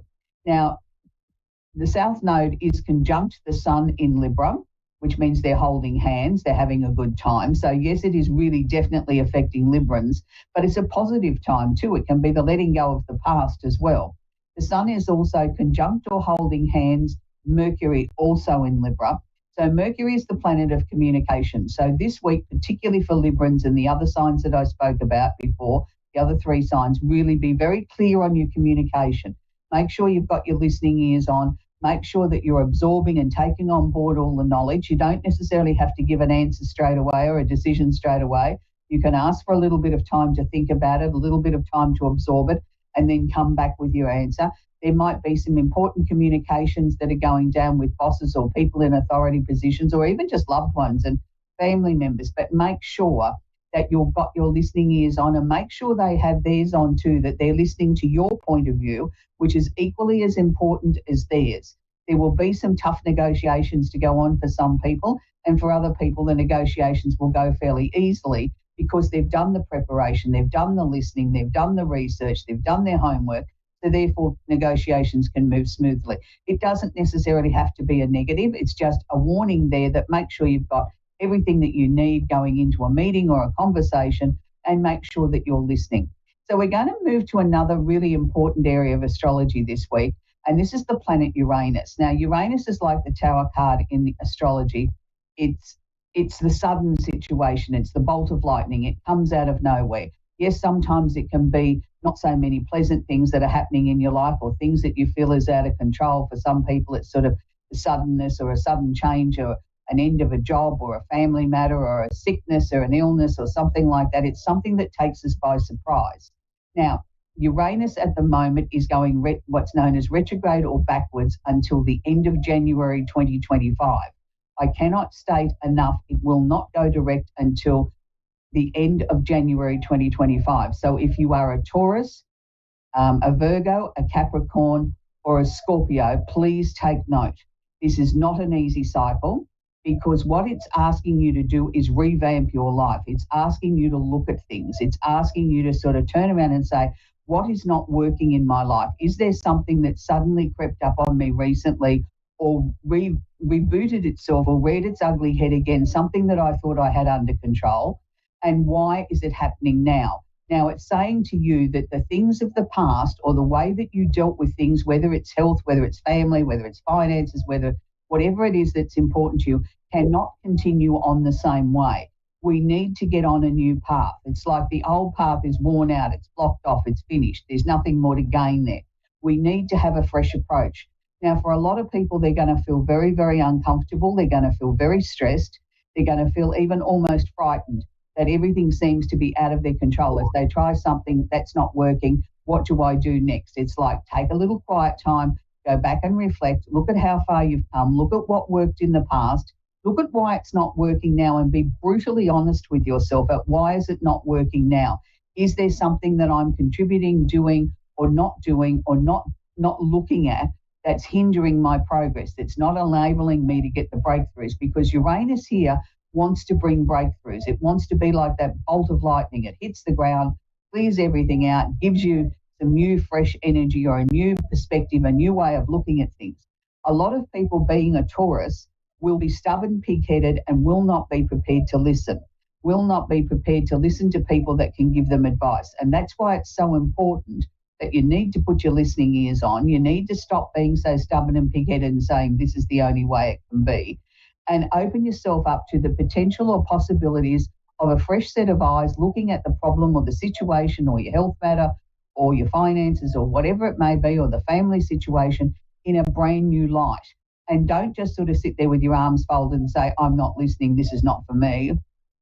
Open your heart, open your soul, and at least look at the potential that somebody else might have, that brainwave, that Uranian flash of energy there that might be able to break through this and get some results that have not been able to be there before. So again, I cannot stress, leave your stubbornness at the front door and go in with an open heart. This is really, really important.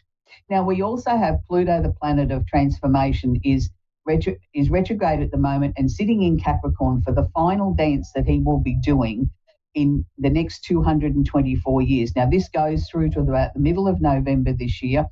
I'm hoping against hope that with Pluto sitting in Capricorn and ruling things like big business, governments, official situations, all those sort of things, that maybe, just maybe, we can see a ceasefire or some sort of breakthrough in the Middle East very, very quickly by governments around the world working together to try and find, even if it's a temporary solution, so that we can get to the negotiation table and try and negotiate a deal here before too many people lose their lives and, and lose loved ones and, homes and all those sort of things. It takes a long time to rebuild after war.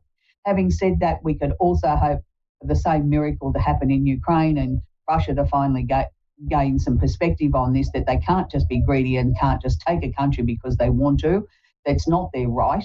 They have enough land and resources in their own country to, leave their neighbours alone. It's a time where governments will be put under pressure. There'll be lots of different elections that'll be going on around the world, and people will say, oh, it's a swing or it's a close or it's this or it's that or the other. That's what Pluto's going to do. He's going to sort of keep exposing both sides of the coin. He's not going to show a clear winner when it comes to an election. It's going to be one day this one's ahead and tomorrow the other one's ahead, and then some radical party is ahead and everybody sort of thinks, oh, gee, is it worth voting? Here in Australia, we don't get a choice. You have to vote. You're not allowed not to. If you don't, you get a fine. So, but I know other parts of the world, voting is optional. This is one of those times I would stress, if it's optional for you, make sure that your voice is heard. Make sure that you do vote. And then you can turn around and say, well, I did contribute to the final outcome of whoever was elected because I did stand up and put my name on a ballot and said, this is who I voted for. On a lighter note, we've got Jupiter still sitting in Gemini, be there for quite some time yet. So Jupiter is really affecting everybody in a sense. It's particularly affecting the air signs, which is Gemini, Libra and Aquarius, and the opposite sign of Sag. But Jupiter's lightening everything up. For the other 8 signs, it's sort of washing over and saying, okay, let's try and find some positivity out of all this negativity that poor Amanda's been sharing with us today, that we can all have something that we can sort of exhale and say, oh, good, we've got something exciting to look forward to, or something new and fresh and innovative. For many, many people, they're sort of starting to look at their finances, looking at the year coming to a close. What have I achieved? What have I didn't achieve? What can I take into 2025? Is there any way I can improve my finances? Do I need to move? Do I need to buy a new set of curtains? There's lots of things happening out there at the moment where people are sort of looking to expand their world in a positive sort of way. It's almost like, oh, well, really shouldn't be doing that, but gee, I'd like a new set of curtains, just to make them feel better, to make them feel like there's something positive in the world, that they've worked hard and this is their reward. They've got something that they can admire. Now, look, I'm all for that. I don't think there's any reason, even if you're terribly, terribly financially strapped, that you don't buy yourself a little trinket of some kind and say this is what you deserve because you've been working hard to sort of bring your finances under control. It seems to move the energy. It seems to sort of not only bring a smile to your face, but it moves the energy in a positive way that then more starts to flow to you, because when we start depriving ourselves and keep sending out to the universe, I can't afford this, I can't afford this, the universe says, oh, well, they don't want it. Can't afford it, don't want it. But if you turn around and say to the universe, well, I bought myself a little trinket and I said to myself, this is because you've done an amazing job, well deserved, enjoy it. The universe says, oh, well, maybe they do want a bit more. We'll give them a bit of a helping hand here. So be very careful what you send out to the universe is my message. And, I've said many things over the years to my friends when they've been in, financially strapped situations. Go and buy yourself a new dining room suite or something like that. And they look at you stupid, I can't afford to pay the electricity bill and you tell me to buy a dining room suite. Well, yes, find a way to do both. But then you'll start to, every time you walk past it, you can pat the chair and say, isn't that lovely? Oh, I really did deserve that. And you, again, reaffirming with the universe, even though it might be on HP, that you really did deserve that new piece of furniture. So we have Mars still sitting in Cancer. Now, this is an interesting placement for Mars because Mars is affectionately known as the planet of war or the planet of action. Now, sitting in Cancer and sitting in a water sign, we tend to sort of think that Mars's energy just sort of disappears or melts away or whatever. Nothing can be further from the truth. Again, it's another one of those misunderstood signs in astrology. Everybody thinks of Cancer and they think of a crab walking sideways and somebody that sort of doesn't really make any great progress in their life. Well, let me assure you that's very, very wrong. Yes, they sometimes can seem to go sideways to actually go forward, but they have a very hard shell and they're pretty hard nut to crack sometimes because when they're very determined and want something, nothing and no one will stand in their way. They achieve everything that they want. So it's interesting with Mars here, being the planet of action and the planet that makes you get out of bed and do something. It's interesting with the combination here where Mars might seem to be a little bit watery or a little bit soft or a little bit gentler. Don't underestimate that because the force of water is probably one of the strongest forces in the world. We look at it with hurricanes and floods and things like that and the amount of things that can be destroyed by water. So look at Cancer being the same sort of way. It's movable sort of water. It's that flowing water that we see in rivers and creeks and things like that. That's what the Cancer water is. So when you look at this with Mars there, it sort of says we can move things along. If it's the planet of war, we can move things along by everybody getting behind it. You know, the force of everybody saying this is unacceptable, we do not want this, we don't want this to happen anymore, can make it sort of actually happen. So I want to just quickly wrap up with the North Node is actually in Aries. So again, Aries people, get off your backside, do something constructive, look at where you've come from, make sure that you're looking at where you're going. I can't emphasize that enough. I have a lot of Aries friends that are in change at the moment where they're sort of changing course or changing direction in their life. Make sure that you don't waste this. So we're going to talk to our first person, is Regan on the Gold Coast here in Queensland. How are you, Regan? Beautiful part of the world, isn't it? Good, thank you. Thank you. Yeah, lovely. Love it. Yeah, so do I. So that's why I'm saying it's such a beautiful part of the world. How can I help you today, sweetie? Well, I'm not too sure. Like just some general guidance and yeah. Do you have a question I can answer? That's usually the best way to, because we only have a limited time on the show. If you've got a question that you want answered, I'm happy to answer that for you. Do you know what? The funny thing is I don't have any questions. I'm just wondering if Spirit may have anything they need to share with you. Yep, we can do that for you. The first thing that they're showing me is there's ending, change and transformation coming up, Regan. So obviously you've been working since June is what they're showing me. I was sort of trying to get your life in sort of order, and it's like take one step forward, 3 steps backwards, you get a bit of a roll on, and then all of a sudden it's sort of like you slip back again. Don't look at that in the negative. Look at that as that when you've had to, you've had a little growth spurt and then you've been pulled back. It's just so you can reassess that to make sure that you've dotted all the I's, crossed all the T's, and then we can take that next leap forward. They're also sort of showing me that this year has been a real year of where you've become really definite, Regan. It's like it's either yes or no. It's sort of like I don't have to stop and think about things. And for the very first time in your life, I think you've actually put yourself forward. Would you agree with that? Yep. I'm standing up for myself and saying no. And I never did. You what, sweetie? I've never done that in my life. Like I've cut people out of my life and just not tolerating it. Good. That's putting yourself forward first. That's good. Yeah. That's exactly what you need to be doing. So you're right on cue for where you're supposed to be in your journey. We all have individual journeys. And I think probably one of the hardest things is when you're such a giver like you are, Regan, to turn around and say no and not give a reason or an excuse or whatever, but to just do it and to cut people out of your life because they no longer serve you or are using you or, it's not a two-way street. Yeah. It's a very difficult thing to do. Brings trauma, that's for sure. Yeah, it does create trauma because it's not natural to your personality. But, something's driving you from within saying, this is what I must do. And I'm very proud of you to be able to say that you're doing that, even though it mightn't sit as comfortably with you as it will over time. But each time it happens, It will become a little bit easier. And it's you listening to your own psychic ability or your soul's message saying to you, this is what needs to happen, Regan, so that we can get you where you need to be going for the future. You can't take all these has-beens with you all the way. You know what I mean? Because they're pulling the life out of you. They're draining your energy. They're not contributing in any way to your future moving forward. So I want you to just sort of glide your way through to the end of 2024. You know, don't do something unless it's absolutely necessary, and get ready for 2025, because 2025 is going to be a year where things are just going to explode, but I mean in a positive way. You can be sitting there bored one minute and the next minute you've got 10 things that you've got to achieve, and it's like, wow, where did that come from? So that's why I'm saying glide towards the end of the year. Have as much rest as you possibly can. Go to the beach, enjoy our beautiful weather when the sun shines again and we get a bit of warmth again, and just sort of get ready for next year, because you're right on cue. Anyway, Reagan, that's where I've got to leave it. I've got another client I've got to talk to. Have a great day and enjoy our beautiful Gold Coast. We're going to talk with Louise now in Bradford in England. Are you there, Louise? Yeah, I'm here. You have a question I can answer for you, please, Louise?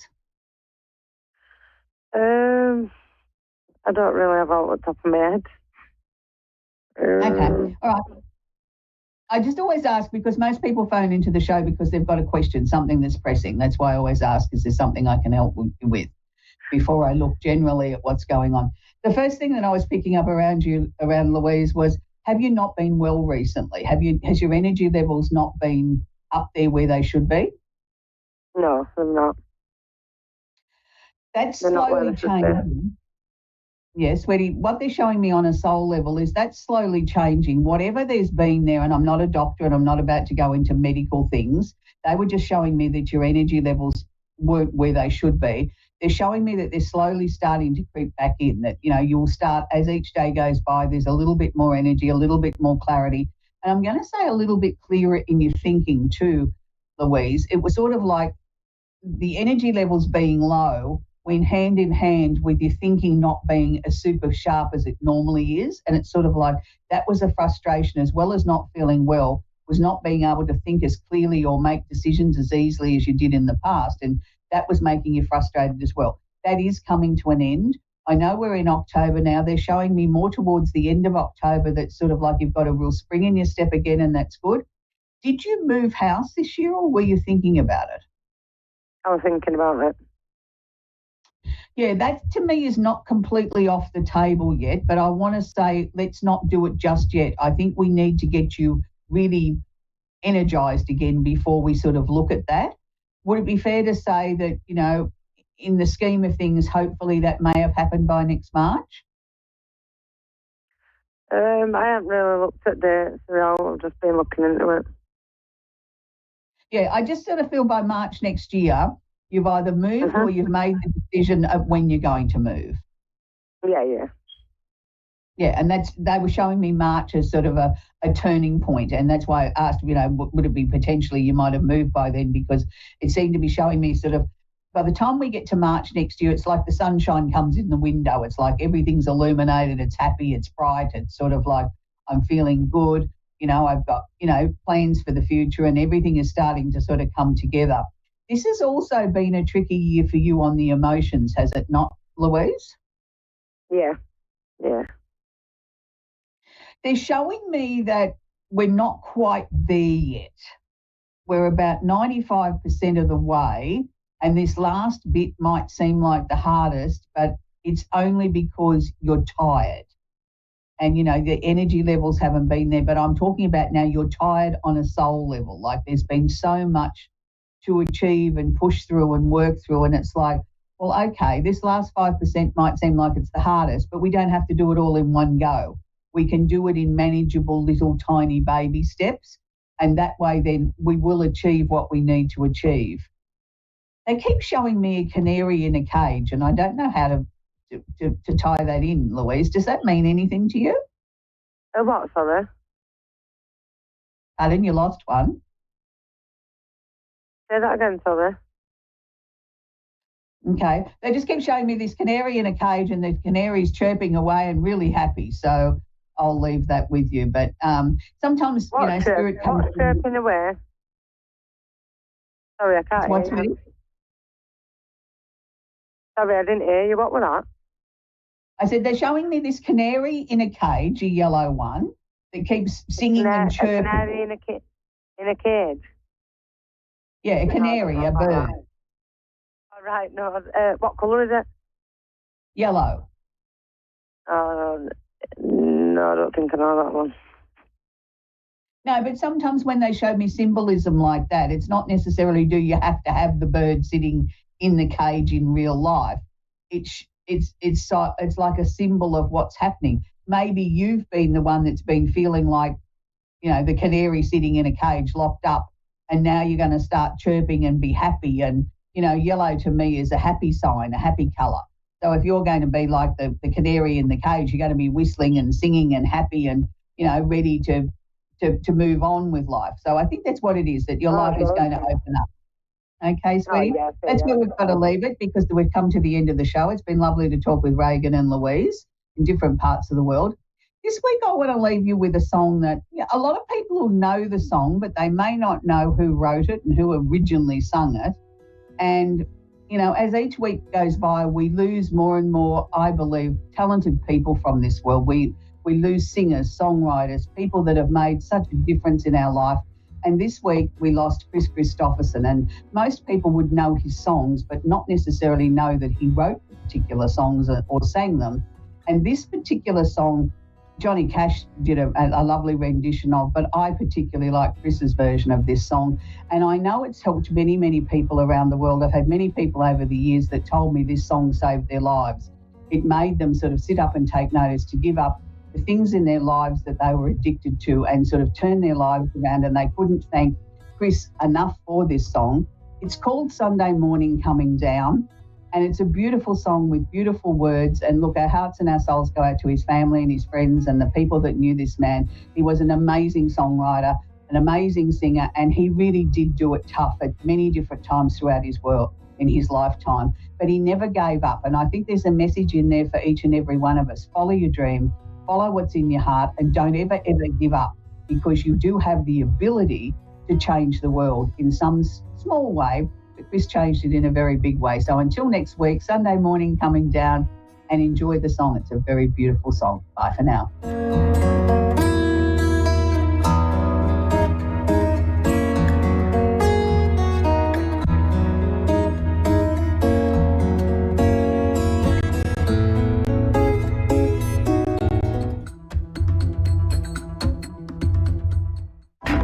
To A1R Psychic Radio here on Moonstruck TV with Amanda Hall, Psychic, all the way from the Gold Coast. I hope wherever you are on this amazing planet of ours, you've had a sensational week, as lots of people have, and some people have had not so great week, but we're all alive. That's the main thing. We're all still alive. We're still breathing. We've still got opportunities. We've still got time for things to sort of manifest in the way that we want them to. And I think that's the thing. I think sometimes as human beings, we get a little bit out of kilter. We expect everything to happen with the snap of our fingers. We think of something, we want it, and we want it now. We don't want to sort of work for it. We don't want to plan for it. We don't want to wait for it to happen. When we were children, we had to wait for things like, birthdays, Christmases, special occasions. You didn't just have everything at your fingertips. You waited until you got that special something, or you worked hard and, you had a part-time job, whether it was a paper run or hanging out someone's washing, whatever it was, but you saved up the money until you could get that special something. Today, it's all sort of so easy in a sense that I don't know that there's the same excitement anymore about, and a sense of achievement of being able to achieve what we need to achieve. So this week's Simply Tarot card of the week is the Wish card. It's the Seven of Swords. It's the card of plans, hope, and your wish card. It is the highest of the minor arcana cards. Now, when this card comes out in a reading, it doesn't necessarily mean all your wishes are going to be granted like a fairy godmother coming along. It just means that you have more opportunity there to bring the things that you want to fruition. So it's sort of like make your plans, hope on the stars, but make sure that you get up off the couch and put the effort into to making your wish a reality. It's one of those ambiguous cards, because when I used to do a lot of teaching of tarot, and I did that for over 40 years, people would sort of say to me, oh, this card's got the rainbow flag in the background. Maybe that's what it means. It's connected to the gay society. Well, let me assure you, these cards were well and truly designed well over 100 years ago. I think before we even put a label